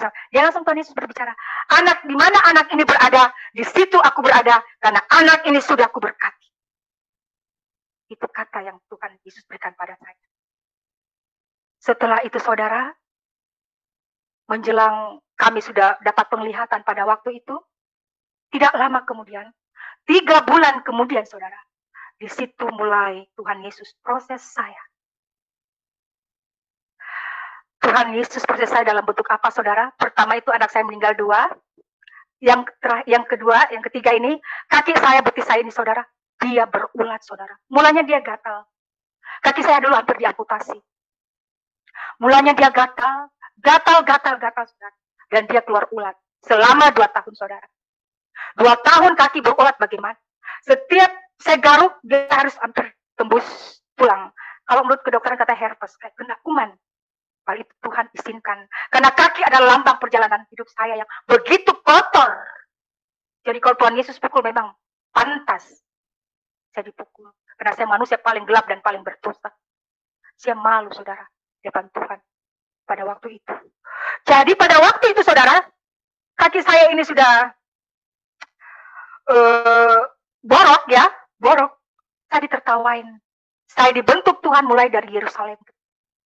Saya dihujat dengan papa saya sendiri, mama saya sendiri, saudara saya sendiri mentertawakan saya. Bahkan teman-teman saya. Dia katakan, apa saudara? Mana Yesusmu tuti? Karena di situ mulai Tuhan bentuk saya. Saya sudah masuk dalam pertobat. Sudah mulai saya minta ampun. Ya. Pada waktu itu, saudara, luka saya ini sudah borok besar. Dia katakan, mana Yesusmu tuti? Mana Yesus? Sayang papa, Yesusku ada. Mana ada? Bisakah dia bisa sembuhkan lukamu? Kalau kau ke dokter kulit, sudah lama sembuh. Tapi saya bilang, papa, Yesusku sanggup. Orang kusta 2000 tahun lalu pun Yesus sanggup sembuhkan. Apalagi cuma begini, papa. Jadi kami selalu berdebat tentang Yesus. Dan begitu pula, tidak lama begitu. Minggu berikutnya, saya diserang bertubi-tubi dengan masalah, saudara. Setelah saya melihat Yesus, secara nyata. Saya diserang bertubi-tubi masalah, saudara. Saya diejek dengan orang tua sendiri. Sudahlah kalau dengan sepupu 15 tahun, tidak ketemu lagi dia. Tapi ini papa sendiri dan mama sendiri dalam rumah. Apa tidak sakit, saudara? Dan saya juga takut berdosa dengan orang tua. Saudara kekasih, tidak lama begitu, minggu berikutnya, datang perampok di rumah saya. Mama saya pergi pengantin di Makassar Golden. Tiba-tiba sudah ada 2 orang yang mau menggendong anak saya. Ya. Sesudah itu suami saya juga diajak naik mobil pergi ke pelabuhan Uangnya diambil, semua barang-barangnya diambil, jam tangannya apa semua, uang diambil semua, ATM apa semua diambil. Uang ya, bukan ATM, uang saya diambil. Pada waktu itu saudara, saya belum pelepasan pada waktu itu, pada tahun 97, sudah menghampiri di situ. Saya masih main dukun pada waktu itu. Masih. Saya gemetar pada waktu itu saudara, mendengar anak saya mau diculik. Kenapa saya dapat? Jadi dia tidak jadi ambil anak saya. Suami saya lah yang diambil. Mobil saya dibawa lari semua. Aksesori mobil semua diambil, dipreteli sampai mas suami saya juga diambil. Suami saya untung sekali dia tidak dibunuh di tengah pelabuhan saudara. Sesudah itu saudara, besoknya saya pergi ke dukun. Saya pergi ke dukun saudara. Katakan, di mana mobil saya berada? Oh, di situ. Dalam aku dapat. 10 menit saya dapat. Sesudah itu saudara, dukun yang terakhir saya datang. Di situ murka Tuhan sudah mulai geram lihat saya. Yang sudah mengaku Yesus. Sudah ditolong Yesus. Tetap saya masih main dengan kegelapan. Saya pingsan saudara. Tidak didapat saya penyakit apa. Saya opname pada waktu itu. Datanglah hamba Tuhan. Yang menjadi kakak rohani saya. Dia datang. Dia katakan, Ibu Tuti mau didoakan. Ya namanya kita mau didoakan. Pasti mau. Tetapi selagi masih ada iblis berkancah sama kita. Kita lihat orang yang hidupnya benar dari Tuhan, itu panas kita benar. Karena saya masih hidup dalam kegelapan. Kuasa gelap itu yang dalam tubuh saya, magic saya belum dilepaskan semua. Ya, saya, oh ya silakan Pak, silakan doakan saya. Karena saya mau sembuh. Pada waktu saudara, didoakan sembuh, puji Tuhan, kami pulanglah dari rumah. Pas pulang dari rumah saudara, saya tidak pernah mengundang hamba Tuhan itu datang lagi ke rumah saya. Kok datang? Saya juga tersenyum kecil dulu. Saya bilang, oh Pak Olong, dari mana? Oh iya memang khusus mau datang ke Ibu Tuti. Hamba Tuhan saya ini dipakai Tuhan, dia punya karunia luar biasa. Jadi dia datang, dia dapat petunjuk, disuruh datang ke rumah saya. Jadi karena kamu datang, tidak mungkin kita mau usir, apalagi hamba Tuhan, saudara. Oh iya silakan. Hamba Tuhan itu datang mulai jam 9 sampai jam 3 sore. Apa nggak panas dengar firman? Iblis tidak sanggup dengar firman itu terbakar, saudara. Pada waktu itu saya sudah gelisah. Papa saya di dalam juga sudah mulai ini. Itu tamu kok lama sekali pulangnya. Saya sudah gelisah, saya sudah kasih kode suami saya. Kenapa? Tapi suami saya menghargai orang saya. Saya sudah keluar masuk. Bayangkan, saudara, dari jam 9 bawa firman sampai jam 3. Berapa jam itu? 9, 10, 11, 12, 1, 2, 3, 6 jam. Apa tidak panas? Saudara, pulang. Saya kata, siapa yang panggil hamba Tuhan itu papi? Nggak ada. Oh, saya kira papi. Jadi, tenang-tenang aja. Besoknya lagi, saudara, yang bikin kaget, dia datang lagi seperti jam itu lagi dia datang. Jadi saya bilang lagi, Papi, karena kebetulan suami saya cuti, saya bilang, Papi panggil lagi hamba Tuhannya ya? Tidak, lu kok datang?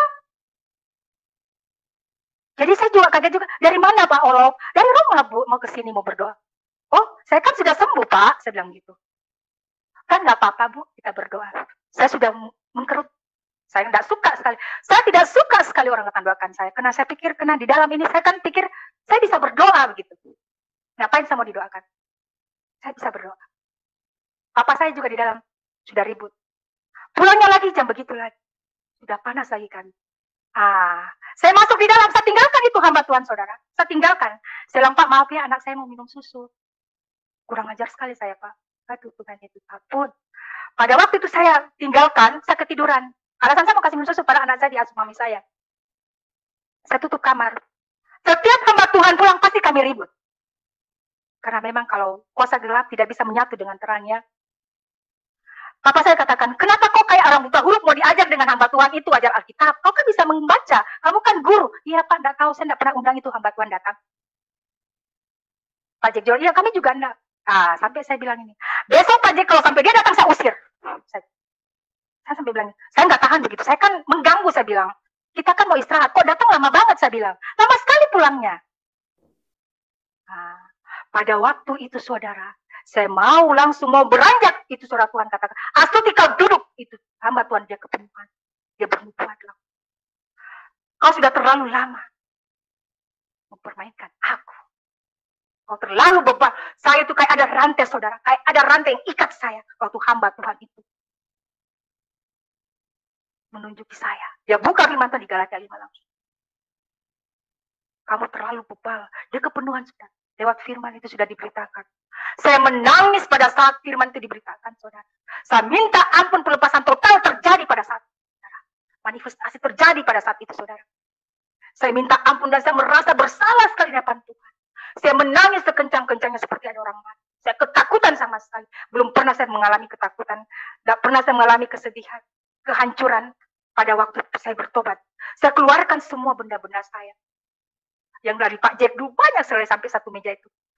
Kalau ada meja tamu seperti itu. Kalau digabung semua. Jadi itu pelepasan total pada waktu itu, saudara. Bahkan anakku juga kami angkat. Saya masukkan anak saya. Karena anak saya juga masih keseringan main dengan itu jin. Sampai pelepasan total. Suami saya semua kami minta ampun. Di Galatia 5 katakan, jangankan kau masuk dalam kerajaan surga, kalau kau tidak lepaskan kedaginganmu. Dari 16 perkara kedagingan di situ, perkara dosa di situ kau tidak lepaskan, bahkan selebihnya, jangankan masuk kerajaan surga, lihat surga pun tidak. Di situ saya ketakutan, saudara. Di situ saya menangis dan meratap, ampuni saya. Saya seperti kayak kehilangan apa pada waktu itu, karena malu saya takut. Pada waktu itu, saudara, itu magic saya dibungkus dan dibakar. Itu hamba Tuhan hampir mati, hampir tabrakan, karena kuasa kegelapan yang dia bawa pada waktu. Puji Tuhan, saudara, semua jimat-jimat saya, semua berhala-berhala kekejian saya, semua saya, dan saya minta ampun total di hadapan Tuhan. Saya menangis dan saya meratap. Anak saya, puji Tuhan, sudah dibebaskan dari kuasa jin. Dan saya masih ada yang saya ingat lagi, saya berdoa sendiri. Kenapa pada waktu saya terus memuji Tuhan. Saya memuliakan Tuhan, terus pujian-pujian terus naik pada saat tahun 98, kaki saya masih meleleh. Di situ 98, 99, di situ Tuhan sudah pakai saya pelayanan. Saudara, saya masih berdebat dengan papa mama saya. Ulat itu makin keluar. Di tahun pas hampir tahun 2000, saudara. Sebelum itu saya pergi melayani, ya. Saya dibawa di Ambon. Karena saya sudah pelepasan total pada pertobatan. Tuhan sudah mulai pakai saya 2 tahun untuk pelayanan. Saya dibawa ke Ambon bersaksi. Tuhan Yesus jamah orang-orang sakit yang mau meninggal sembuh, saudara. Waktu pelepasan pertobatan yang saya kaget sekali, saudara. Dia seorang majelis, saudara. Ya. Tetapi dia masih pakai obat. Di situ saya menangis. Tuhan ampuni dia, Bapak. Kalau jam 1 malam dia sudah mau diambil. Doa ratapan saya naik di hadapan Tuhan. Tuhan masih izinkan dia hidup. Dia sakit leper. Sudah mau diambil pukul 1 malam. Saya doa ratapan Tuhan pakai saya. Hidupkan dia, Bapak. Berikan roh kebangkitan, Bapak. Puji Tuhan, dia hidup kembali dari maut. Tapi waktu pada pelepasannya, saudara, seorang majelis 2 yang Tuhan, saya dipakai Tuhan untuk melepaskan dari maut mereka. Dia masih pakai juga opo-opo. Itu saya menangis. Saya berpikir, kenapa orang yang lahir dari tali pusat orang Kristen, dia masih pakai juga dukun-dukun. Sudahlah kalau dengan saya, karena saya ini orang gelap. Orang yang tidak pernah mengenal Yesus. Kalau saya pakai opo-opo wajar. Tapi kenapa orang Kristen yang sudah mengenal kebenaran, kenapa dia masih pakai pelet, pakai magic. Di Ambon dan Manado begitu juga. Kalau anaknya lahir dia kasih doringo, kasih gunting, takut dimakan leak. Orang Kristen asli. Di situ Tuhan Yesus menangis. Saya berdoa minta ampun untuk dia. Pada waktu itu, saudara, saya lepaskan roh pengampunan pada mereka. Mereka minta ampun lebih sungguh-sungguh. Jadi Tuhan bentuk saya 3 firman, saudara, untuk melayani orang. Di Galatia 5 dan di Maliaki. Bahkan di Imam Kudusnya umat Tuhan. Di situ mereka adakan pelepasan. Minta pertobatan sungguh-sungguh. Supaya kau layak di mata Bapa. Engkau layak di mata Bapa dan masuk kerajaan surga. Sesudah itu, saudara, pulang saya dari pelayanan, dari Ambon, dari Manado, Semarang. Bahkan, saudara, saya punya visi misi selalu saya menginjili orang-orang seberang lebih banyak, saudara. Tukang-tukang beca. Saya kasihan, saudara. Terpanggil hati saya untuk doakan mereka. Dan mereka banyak mengikut Yesus dari tukang-tukang beca. Pemulung-pemulung, saudara. Hati saya teriris melihat orang-orang yang tidak mengenal Yesus. Saya doakan mereka. Mereka pergi ke gereja. Dan sesudah itu, saudara, kaki saya masih luka. Saya masih diejek dengan papa saya. Tapi saya tidak malu. Saya tidak gentar, saudara. Nah, pada waktu itu, saudara, pada malam hari, saya diserang lagi dengan penyakit ini. Bahwa lewat kaki ini jadi bawa berkat luar biasa bagi keluarga saya. Saya tidak bisa tidur, saudara. Saya berteriak mengerang kesakitan. Karena ini merah, ini saudara. Merah kaki saya. Kayak seperti keluar sari-sarinya. Kena kipas angin pun dia kesakitan. Kesakitan seperti orang ikut main gokar gitu ya, sakitnya. Kena kipas angin saja sakit, apalagi disentuh. Papa saya sampai menangis, dan sedangkan hamba Tuhan dia ke dokter saya. Dan tidak Papa, karena saya mau buktikan, Yesus tunjukkan kuasamu, agar Papa saya melihat mujizat lewat kaki ini. Karena kaki ini dia terlalu menghina engkau Yesus. Saya bilang tidak mau sengaja pergi ke dokter, saya mau minta kuasa full Yesus datang. Kalau kau sembuhkan Yesus, orang kusta 2000 tahun lalu, apa bedanya dengan saya? Saya datang dalam iman. Nah, firman berkata, mintalah, akan kuberikan, ketuklah, maka aku buka, carilah, maka aku dapatkan. Itu yang saya ingat. Bahkan saudara kekasih, saya minta juga selalu, tiap malam. Bapak, selamatkan papa mama saya. Semua saudara-saudara saya sebut. Dan pada waktu malam hari itu, saudara, saya mengerang kesakitan sampai kencing di tempat. Tidak bisa jalan, saudara, berapa jam. Dari jam 9 pagi sampai subuh. Datanglah kakak rohani saya, kembali datang kakak rohani saya. Tiba-tiba Tuhan pakai tangannya. Saya merasakan ada kesejukan. Saya yakin dan percaya Roh Kudus sudah menjamah saya lewat hamba Tuhan ini. Pada waktu itu, saudara, mujizat terjadi, saya dapat berjalan. Papa saya akan bilang, saya kasih kau uang kalau sampai kau bisa berjalan sama Papa. Jangan bicara uang dengan Yesus. Yesus kaya, dia yang punya seisi dunia Papa. Pada waktu saudara terjadi, Papa saya kaget, dia katakan, seperti simsalabim ya, kayak kumpayakum. Saya tidak ada cipta kumpayakum di hadapan Yesus. Karena janji Yesus itu, ya dan amin. Kepastian, bukan insya Allah Papa. Pada waktu itu saudara kekasih, papaku tidak bisa bicara, saya langsung berjalan dan saya buatkan air minum untuk hamba Tuhan. Dan pada waktu itu keesok harinya, saya dapat panggilan untuk mengajar. Saya bisa naik tangga. Saya mengajar di sekolah Kristen, Philadelphia Sekolah Internasional, tapi sekolah Kristen saudara. Dari saya lupa saya dapat berjalan naik tangga. Itu kehebatan Yesus. Pada 3 hari yang lalu kejadiannya, papa saya dia kena sakit. Ada eksim di kakinya. Itu saudara Tuhan katakan, jamah kakinya. Pada waktu itu saudara, saya katakan, Papa, maukah kakimu dijamah Yesus? Dia kaget. Saya bilang, apa aku bilang? Maukah Papa dijamah Yesus kakinya? Karena sekarang sudah krismon Papa, salap sudah mahal. Dia katakan, apa saudara? Maukah Yesus terima saya, kaki saya? Karena dia merasa, karena selalu dia hujat Yesus. Dia malu. Dan Papa, Yesus datang bukan pada orang Kristen saja, Papa. Yesus datang pada semua suku bangsa. Dia mati untuk dunia, terutama bagi orang berdosa, termasuk Papa. Dengan rasa malu dia kasih pelurkan kakinya pelan-pelan. Jamah saya, nak doakan saya. Karena begitu memang kita. Orang seberang begitu memang. Kalau memang dia sudah dalam keadaan luka, terpaksa. Walau dukun pun dia hantam. Apalagi ini kan, Yesus Isa alaihissalam kan dia tahu. Yesus Isa alaihissalam bisa menyembuhkan orang buta, menjadikan orang buta, orang lupa berjalan, orang tuli mendengar. Jadi, oh iya, silakan. Pada waktu terjadi mujizat terjadi 3 hari kemudian dia bilang, kayak simsalabimnya. Saya Papa jangan sebut simsalabim di hadapan Tuhan. Dalam nama Yesus, ya dan amin. Ada kepastian. Pada waktu itu saudara, saya berdoa terus memohon. Itu selalu setiap malam saya doakan keluarga saya, semua orang yang belum mengenal Yesus. Itu syafaat saya saudara.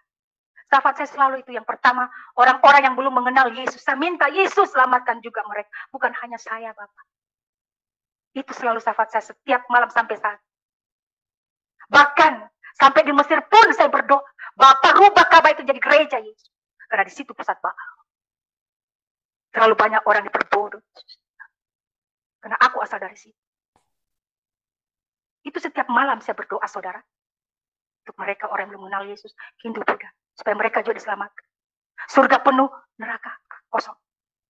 Itu selalu saya minta pada Tuhan.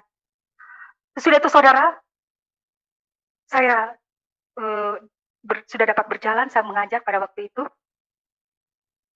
Tiba-tiba saudara saya bermimpi, saya menyanyi, tiap malam saya menyanyi. Allah kuasa melakukan segala perkara, Allah ku maha kuasa.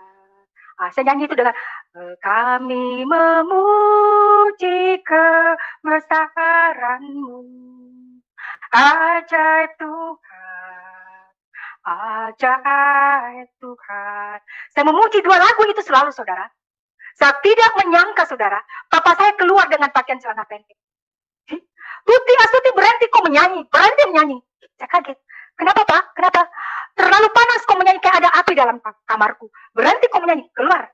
Berhenti, stop kau menyanyi. Jadi saya bilang, Tuhan, ampuni dia Tuhan, papaku. Saya datang sama papa. Papa, kalau papa mengaji, papa azan maghrib, sore apa semua sampai subuh asar, Tuti tidak pernah larang papa, ya. Tetapi walaupun papa saya azan mengaji di dalam kamar saya masuk setengking itu roh Islamnya. Di dalam kami Yesus, segala roh Islamnya. Kau asal saya tolak, saya bakar pasang dalam Yesus, keluar kau, tinggalkan rumah saya, ruangan. Jadi pada waktu itu, ya dia, jangan teruskan nyanyianmu tuh. Saya terbakar, dia lari dari kamar, pakai celana pendek. Saya bilang, papa rasa apa? Saya kepanasan kayak ada api. Dan papa tahu, kalau saya memuji Tuhanku, berarti Tuhanku hadir di tempat. Karena kapan saya memuji Tuhan, Allahku bertata di atas puji-pujian, papa namanya begitu. Nah, tiba-tiba saudara kasih, menjelang hari demi hari saya bermimpi.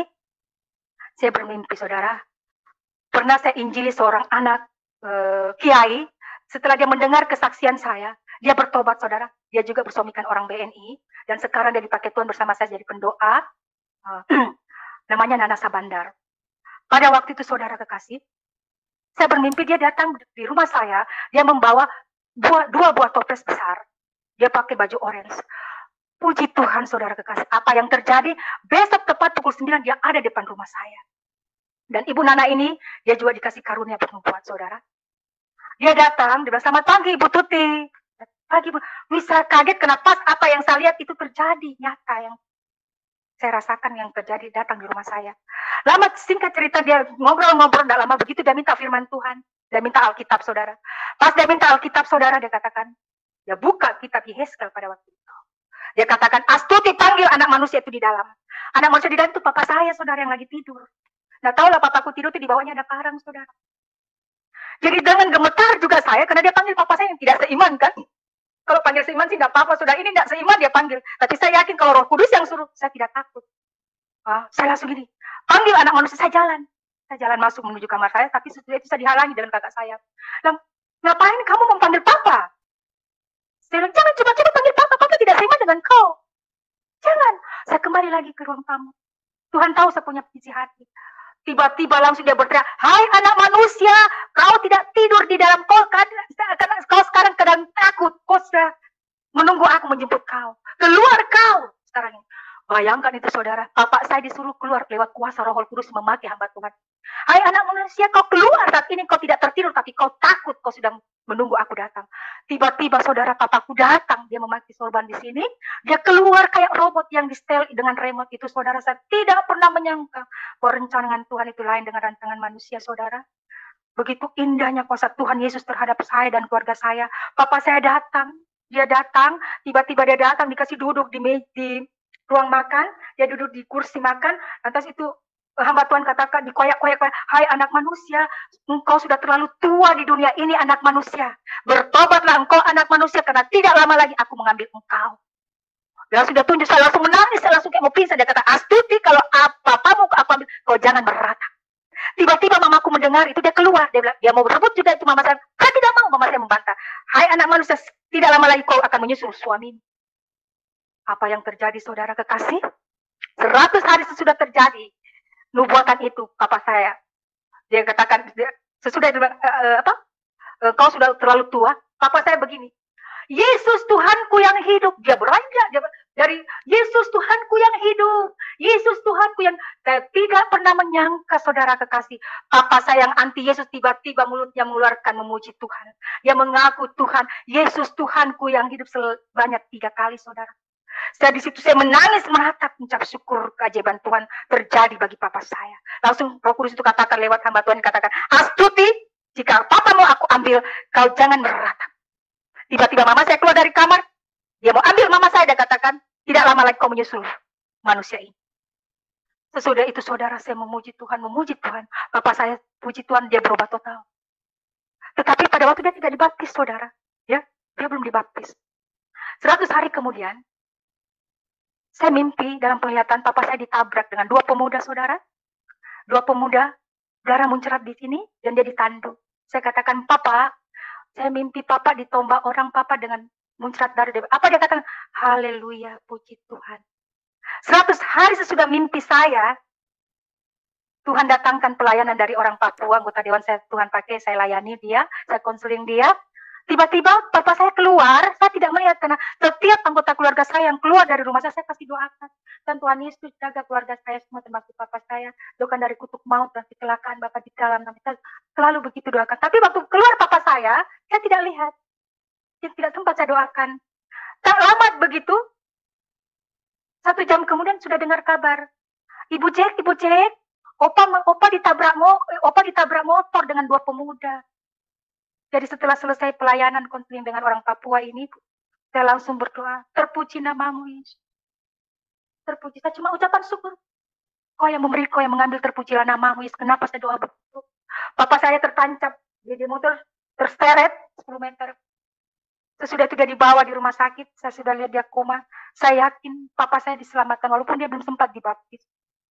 Karena lewat pengakuan imannya, saya yakin dan percaya, papa sudah diselamatkan.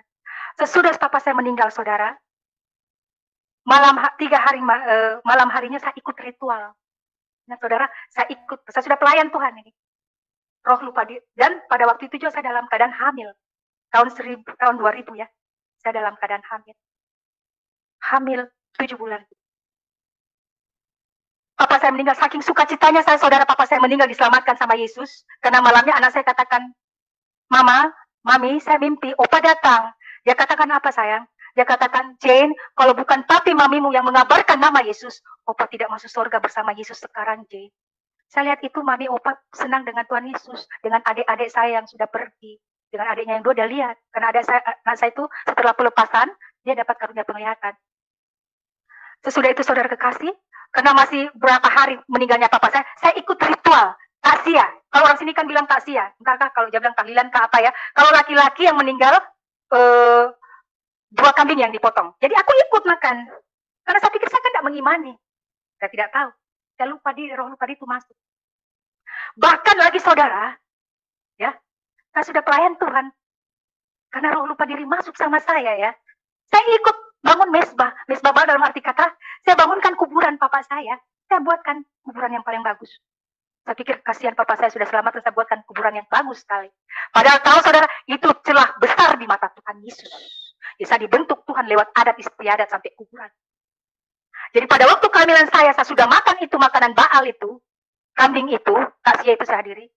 Apa yang terjadi saudara? Anak saya sudah tidak bernyawa, tidak goyang. Saya pergi ke rumah sakit, ke dokter dulu, periksa, dia bilang, ibu kalau mau periksa besok, pendatang dia sudah tahu, sudah gawat di dalam ini. Pas saya mau datang, sebelum ketemu dokter, siangnya anak itu sudah lahir. Saya berdoa dengan air, Tuhan ubahkan air jadi darahmu Yesus. Saya minum, sehingga saya dapat melahirkan dengan baik.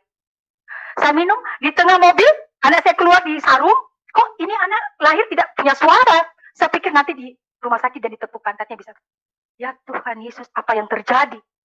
Anak saya sudah meninggal 3, hampir saya mati minum jenazah anak saya. Dokter sudah kasih kode, sudah 3 hari mendadak. Jadi sudah itu saat itu saya merenung, Tuhan sudah 3 anak saya kau ambil. Apa dosa saya Tuhan? Kalau saya sudah melayani Engkau, saya tidak tahu bahwa saya melakukan Baal ini, saya tidak tahu jelas saya pikir saya kan iman cuma hadir dan membangun. Banyak orang Kristen begitu, tidak paham. Karena saya dibentuk Tuhan, saya ditegur. Pada waktu anak sudah lahir, sudah meninggal, sudah dikubur, saudara, anak yang ketiga sudah meninggal, datanglah kembali hamba Tuhan itu, Ibu Nana itu. Pada saat itu, disitulah terungkap, saya akan berdoa, saya bilang, Tuhan, ungkapkan apa dosa saya, Yesus. Kutuk apa yang aku sudah lakukan, Yesus. Ampuni saya, Yesus. Perlihatkan, Tuhan. Aku tidak paham apa yang terjadi. Saya melahirkan ini, anak saya kok meninggal lagi sampai yang ketiga.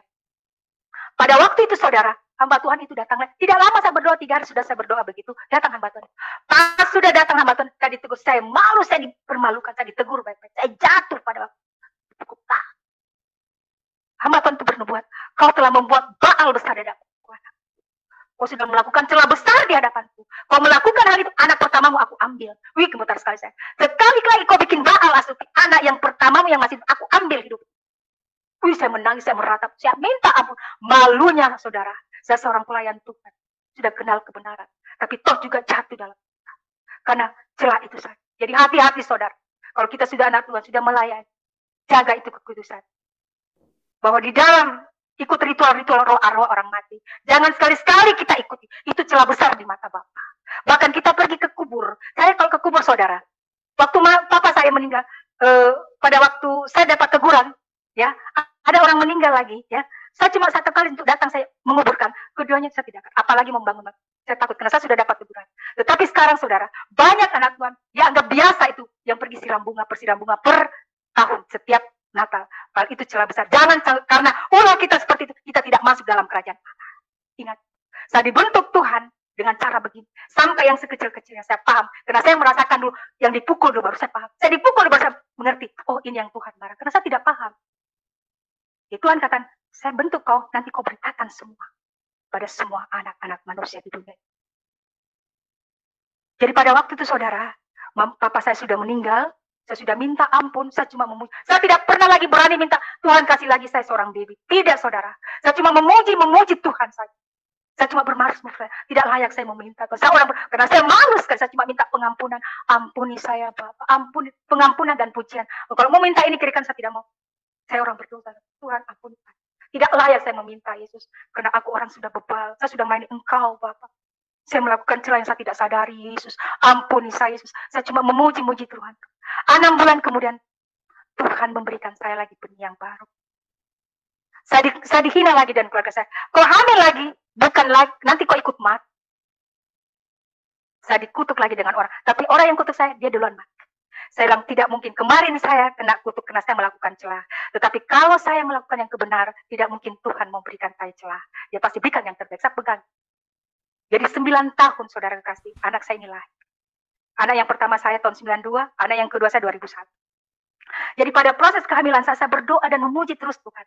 Saya bilang, Tuhan Yesus, perlihatkan anak saya, kalau memang kau berikan kehidupan. Saya lihat anak saya lari di pematang sawah, rambutnya gondrong kayak orang barat. Cakep sekali ini anak laki. Pas begitu memang mukanya. Jadi pada waktu itu, saudara kekasih, saya melahirkan proses kehamilan saya pada waktu itu, sambil saya melayani lagi. Saya minta ampun terus terjadi kehamilan. Tuhan, pulihkan saya dengan kelahiran anak ini. Pulihkan saya, Tuhan Yesus.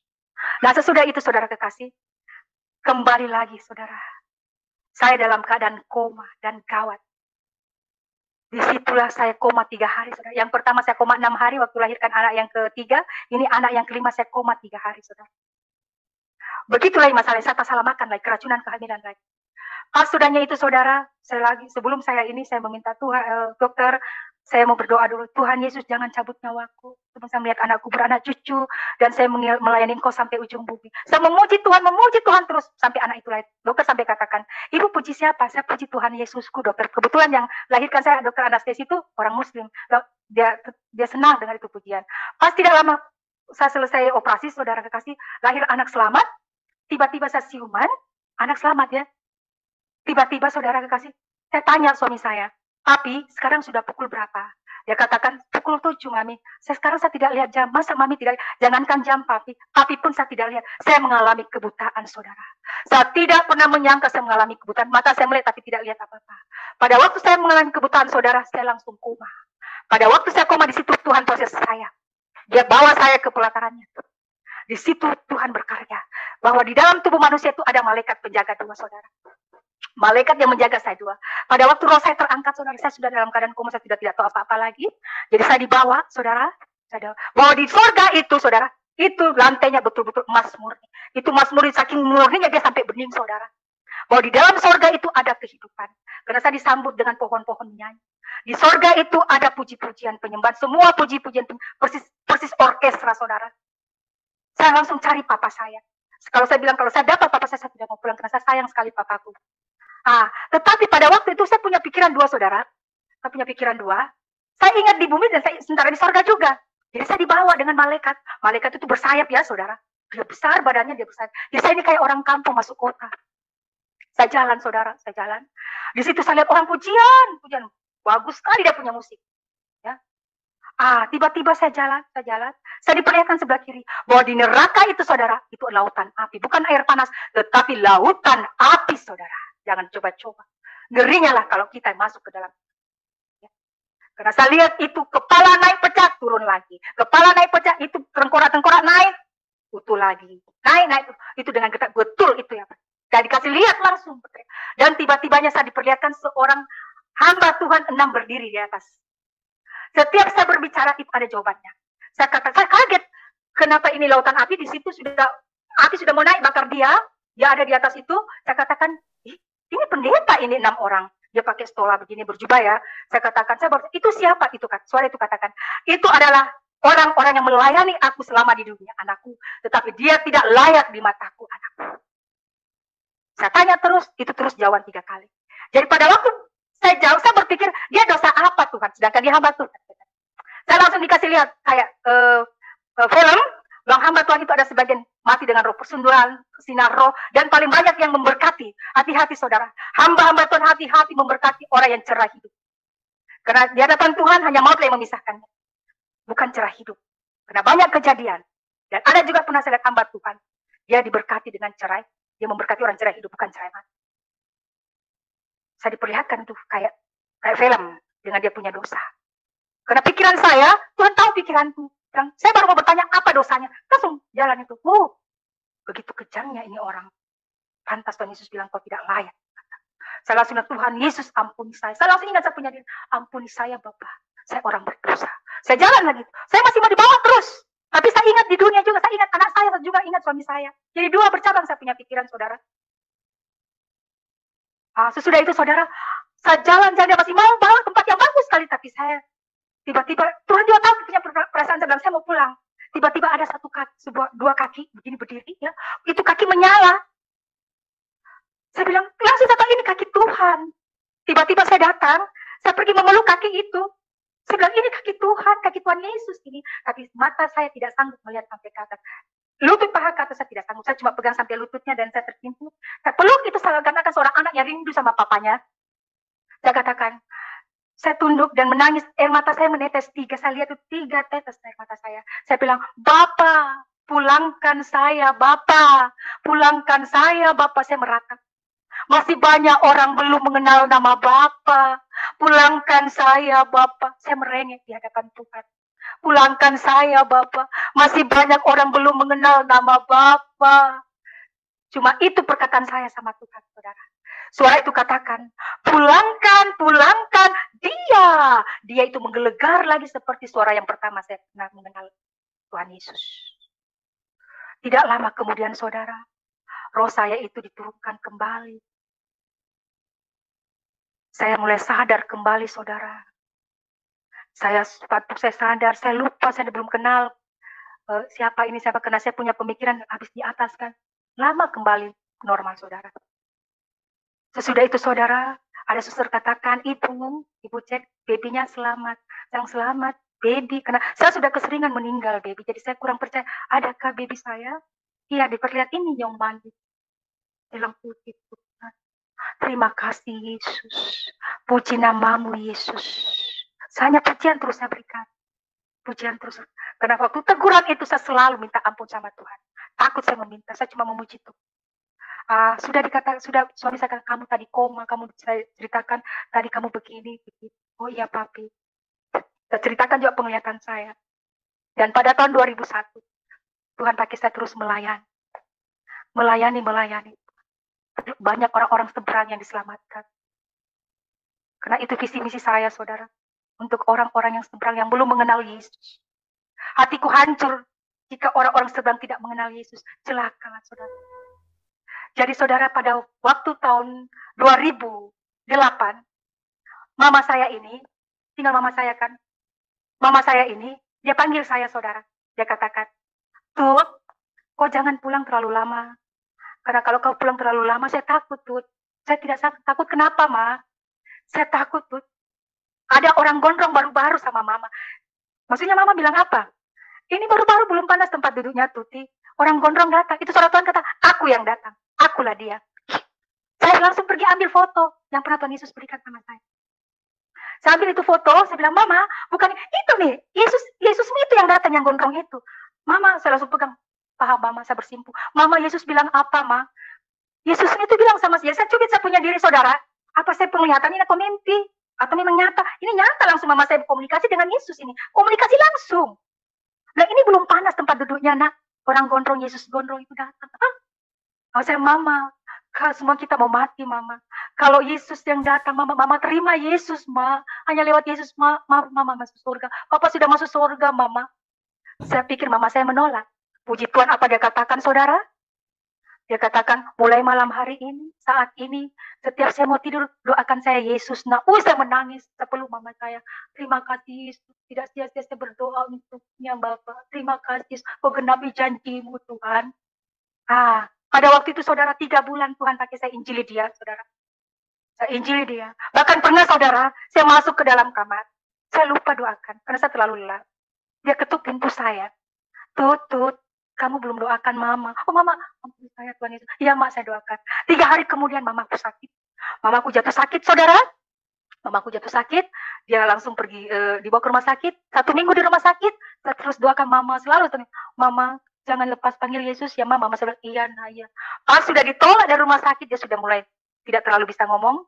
Itu kakak-kakak saya, keluarga saya bilang, Mak, sahadat ki Mak. Karena kalau muslim kan bilang sahadat ya, pengantaraannya untuk menuju jalan yang ukuran dia jalan yang lurus. Jadi saya bilang, Ma, panggil Yesus, Ma. Jadi ini pro kontra ini. Ma, ikut Yesus, Ma, panggil Yesus, Mama. Satu lagi bilang, Ma, sahadat. Tiba-tiba dia panas dengan saya suruh panggil Yesus. Kakakku kasih gini, saya, jangan, itu bukan bagiannya Mama, bahasa itu.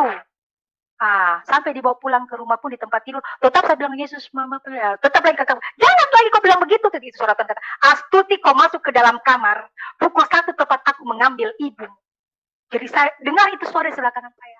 Ya Tuhan, ya saya datang di dalam kamar, saya doa ratapan, saya mengamuk, saya meraung meratap, bukan saya meraung karena kesedihan, tapi saya meminta Yesus selamatkan mama saya. Karena ini finishing terakhir orang kalau mau meninggal, yang terakhirnya yang itu menentukan kita masuk keselamatan. Sekalinya saya berdoa, Bapak selamatkan mamaku, jangan Yesus, jangan jauhkan dari tempat yang maut, Bapak berikan dia tempat yang kekal. Terima dia Yesus, terima dia selalu dia sudah mau mengikut Engkau Yesus. Jadi saya tahu karena 7 hari itu saudara, rumah kami hujan, daerah rumah saya dulu banjir. Jadi saya bilang, ini secara logika, kalau mamaku diambil Tuhan pasti kubur ini pasti tergenang mama saya. Apa saya bilang? Saya bilang, Tuhan Yesus, keringkan kuburnya mamaku, Bapak. Saya tidak mau mamaku tergenang. Kalau memang kau yang ambil Yesus, keringkan, saya mau lihat Yesus. Karena kau bilang pukul 1. Saya mau Bapak keringkan karena kau pembuah mujizat. Elia juga minta tidak turun hujan, juga kau berikan. Saya minta Yesus. Berikan juga saya seperti Elia, Bapak. Saya berteriak, saya menang. Saya tidak mau mama saya tergenang, Bapak. Puji Tuhan, saya diketuk pintu saya. Anak saya bilang, Mami, Oma sudah pergi. Saya langsung lihat jam, bukan saya lihat siapa. Puji Tuhan, saya lihat pukul 1 tepat. Saya langsung terima kasih, terima kasih. Mamaku kok ambil tepat pukul 1. Jadi pada waktu itu saudara, saya puji-pujian, saya tidak mau lagi ada Baal yang terjadi ritual-ritual kayak mama, papa saya kemarin saya kasih tahu, jangan ada ritual orang mati di sini. Kau boleh kuburkan secara Islamia, tetapi saya yakin dan percaya rohnya sudah diangkat dan dibenarkan sama Bapakku di surga. Jadi mereka kuburkan secara ini, tapi tidak ada ritual-ritual lagi. Saya tidak pergi ke kuburan, enggak. Saya cuma pergi menguburkan saja, tetapi untuk membangunkan dia kuburannya, untuk bangun kuburan baru, saya tidak akan. Saya pergi kuburkan. Sesudah untuk mau potong kambing lagi, ikut saja tidak ada di rumah kami. Jadi pada waktu itu saudara saya disumpah dengan keluarga.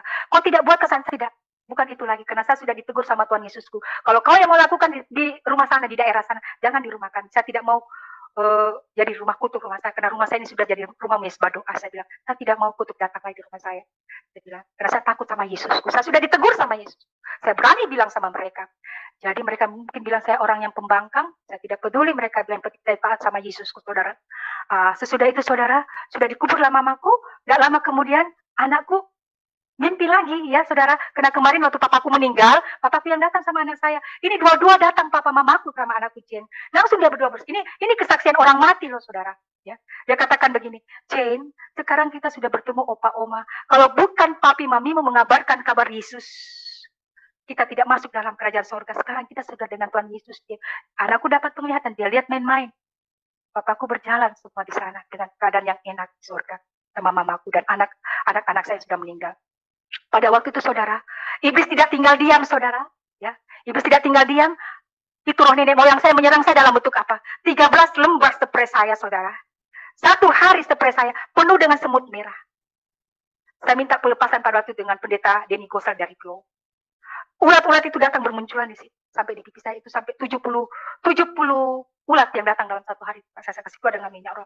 Tapi puji Tuhan, lewat kuasa nama Yesus, Saya dipulihkan semua dengan 13 lembar. Seperti dan 13 hari itu dia menyerang saya, tapi dalam nama Yesus, oleh kuasa darah Yesus, terjadi pemulihan dalam kamar saya, tidak datang lagi tersebut. Jadi pada waktu itu saudara, saya sudah bersuka cita bahwa papa mama saya sudah diselamatkan. Dan sesudah itu saya masih lagi doakan terus orang-orang yang belum mengenal Yesus. Saya injili terus orang-orang yang belum mengenal Yesus. Pada siapa saya bertemu, pasti Tuhan izinkan saya untuk berkata-kata, menyebut, memanggil nama Yesus agar mereka mengenal nama Yesus. Dan baru-baru kali ini saudara, kemarin kejadian 2020 waktu Natal, kakak saya, saya injili dia. Saya injili, kamu harus ikut Yesus. Hanya lewat Yesus ada keselamatan. Hanya lewat Yesus ada jalan ke sorga. Dia datang Natal di rumah saya, saudara. Dia lihat foto besar di dalam kamar saya. Dia kata, Tuhan Yesusmu besar sekali ya. Saya, iya. Kalau kamu mau selamat, kau harus ikut itu. Saya tidak mengkristenkan kamu, tapi dia yang menyelamatkan kau nanti. Pulang dari rumahnya, saudara. Ini dalam keadaan Natal. Maghrib dia pulang ke rumahnya, karena rumah saya jauh dari rumahnya 4 kilo. Dia jatuh pada saat mau sembahyang, tiba-tiba tidak sadarkan diri, saudara. Dia hampir meninggal, saudara. Sebelum dia mau meninggal pada waktu, dia bilang, katakan, tolong panggilkan adik saya yang namanya Tuti. Jadi saya masih ada tamu banyak di rumah. Saya dipanggil, bilang, kamu yang harus tolong, kak, kamu sudah banyak orang berkumpul. Kalau orang sini bilang sudah saratul maut ya, kalau orang Makassar sudah saratul maut, nafasnya sudah sampai di leher. Dia sudah panggilkan semua anak-anaknya, kasih ada dukun 4 situ yang doa-doakan dia. Tiba-tiba saya naik Grab, motor karena saya datang jam 12, itu suara lagi katakan, Astuti, aku ambil saudaramu 15 menit lagi untuk kemuliaan namaku. Saya bilang, Tuhan Yesus, jangan, Tuhan kasihani dia, izinkan dia bersaksi dulu, Bapak. Masih banyak anaknya, Tuhan yang membutuhkan kasih sayang ibunya. Jadi saya lari terus, itu saya menangis di jalanan, itu tukang Grab pada bilang, kenapa ibu? Saya cepat deh, kakakku mau diambil Tuhan. Saya tidak pandang lagi saudara kekasih, ada dukun, ada berapa di situ yang membaca-baca duka. Saya langsung datang di kakakku, saya doa meratap. Saya meratap di depan Tuhan. Bapak jangan cabut nyawanya Bapak. Berikan roh kebangkitan bagi kakakku Yesus. Seperti engkau berikan kebangkitan bagiku Yesus. Tolong kakakku Yesus. Tolong dia Bapak. Saya meratap dan menangis saudara. Pada waktu itu saya ambil tangannya. Doa penyerahan saya bilang, Min, kamu mau selamat. Panggil Yesus. Cuma doa sederhana saudara. Sang Yesus terima aku. Ikut saya, Min. Terima aku. Ampuni saya, Yesus. Masukkan saya dalam kerajaan surga-Mu. Aku percaya Engkau, Tuhan Yesus, Tuhan dan Juru Selamat dunia. Haleluya, haleluya. Cuma itu, saudara. Saya ajarkan dia dulu. Jadi saya pikir, Tuhan mau ambil syukur, tidak diambil juga. Puji Tuhan. Karena saya yakin dan percaya, kakakku pasti terima Yesus, dia akan masuk surga. Sekalipun dia tidak dibaptis. Karena pada waktu itu, saudara, saya meminta sama Tuhan Yesus, Papa mamaku kau tidak baptis, selamatkan dia Tuhan. Itu suara Tuhan katakan, dia bagaikan orang yang jahat samping kiri kanan. Di saat dia mengaku, Yesus ingatlah kandaku. Yesus katakan, saat ini pula kau bersama aku di Firdaus. Jadi itu yang terjadi dalam kehidupan keluarga saya, saudara. Diselamatkan Tuhan. Pada waktu itu, saudara, kakak saya masih dalam taratul maut. Saya minta air, dan tolong kasih air hangat. Saya berdoa, Tuhan Yesus, rubah air ini menjadi darah-Mu Yesus. Roh maut tidak bisa menjamah kakak saya. Dalam nama Yesus, Bapak Engkau jamah Tuhan. Air ini punya urapan Bapak. Jadi saya kasih minum kakak saya, puji Tuhan. Pada saat berapa detik saja dia langsung duduk dan dia bangun bangkit berdiri. Di muka dukun-dukun itu terperangah. Dia katakan langsung, haleluya. Puji Tuhan, kalau bukan Tuhan Yesus saya tidak bisa begini. Langsung dia bersaksi secara spontanitas. Saya langsung meratap. Terima kasih Yesus. Puji Tuhan Yesus. Puji Tuhan. Dan sekarang saudara, dia dan keluarga dan suaminya dalam proses untuk masuk kemuliaan Tuhan. Itulah saudara kekasih. Tuhan Yesus bagaimana membentuk saya dari orang seberang yang tidak pernah mengenal siapa Allah Yesus. Kami dari orang kegelapan. Saya sudah mengkafirkan, menajiskan Yesus. Tuhan Yesus datang kepada saya. Yang dia bentuk saya dari orang Kristen yang bebal sampai jadi orang Kristen yang mengerti akan firman. Saya masih berusaha terus mengejar terus namanya keturutan sampai kami pulang ke rumah Bapa. Demikian kesaksian ini saudara-saudara. Semoga boleh bermanfaat bagi kita sekalian. Kita semakin kuat, semakin bertumbuh dalam iman kepada Yesus Kristus. Karena kita selalu mengimani bahwa kita orang Kristen adalah orang-orang yang sudah diselamatkan oleh Tuhan. Jangan lupa terus dukung channel ini, saudara-saudara, dengan cara like, subscribe, dan share. Supaya saudara terus mendapat notifikasi video-video terbaru dari saya, dan terlebih, channel ini akan terus berkembang ke depan dan menjadi saluran berkat bagi banyak orang. Tuhan Yesus memberkati.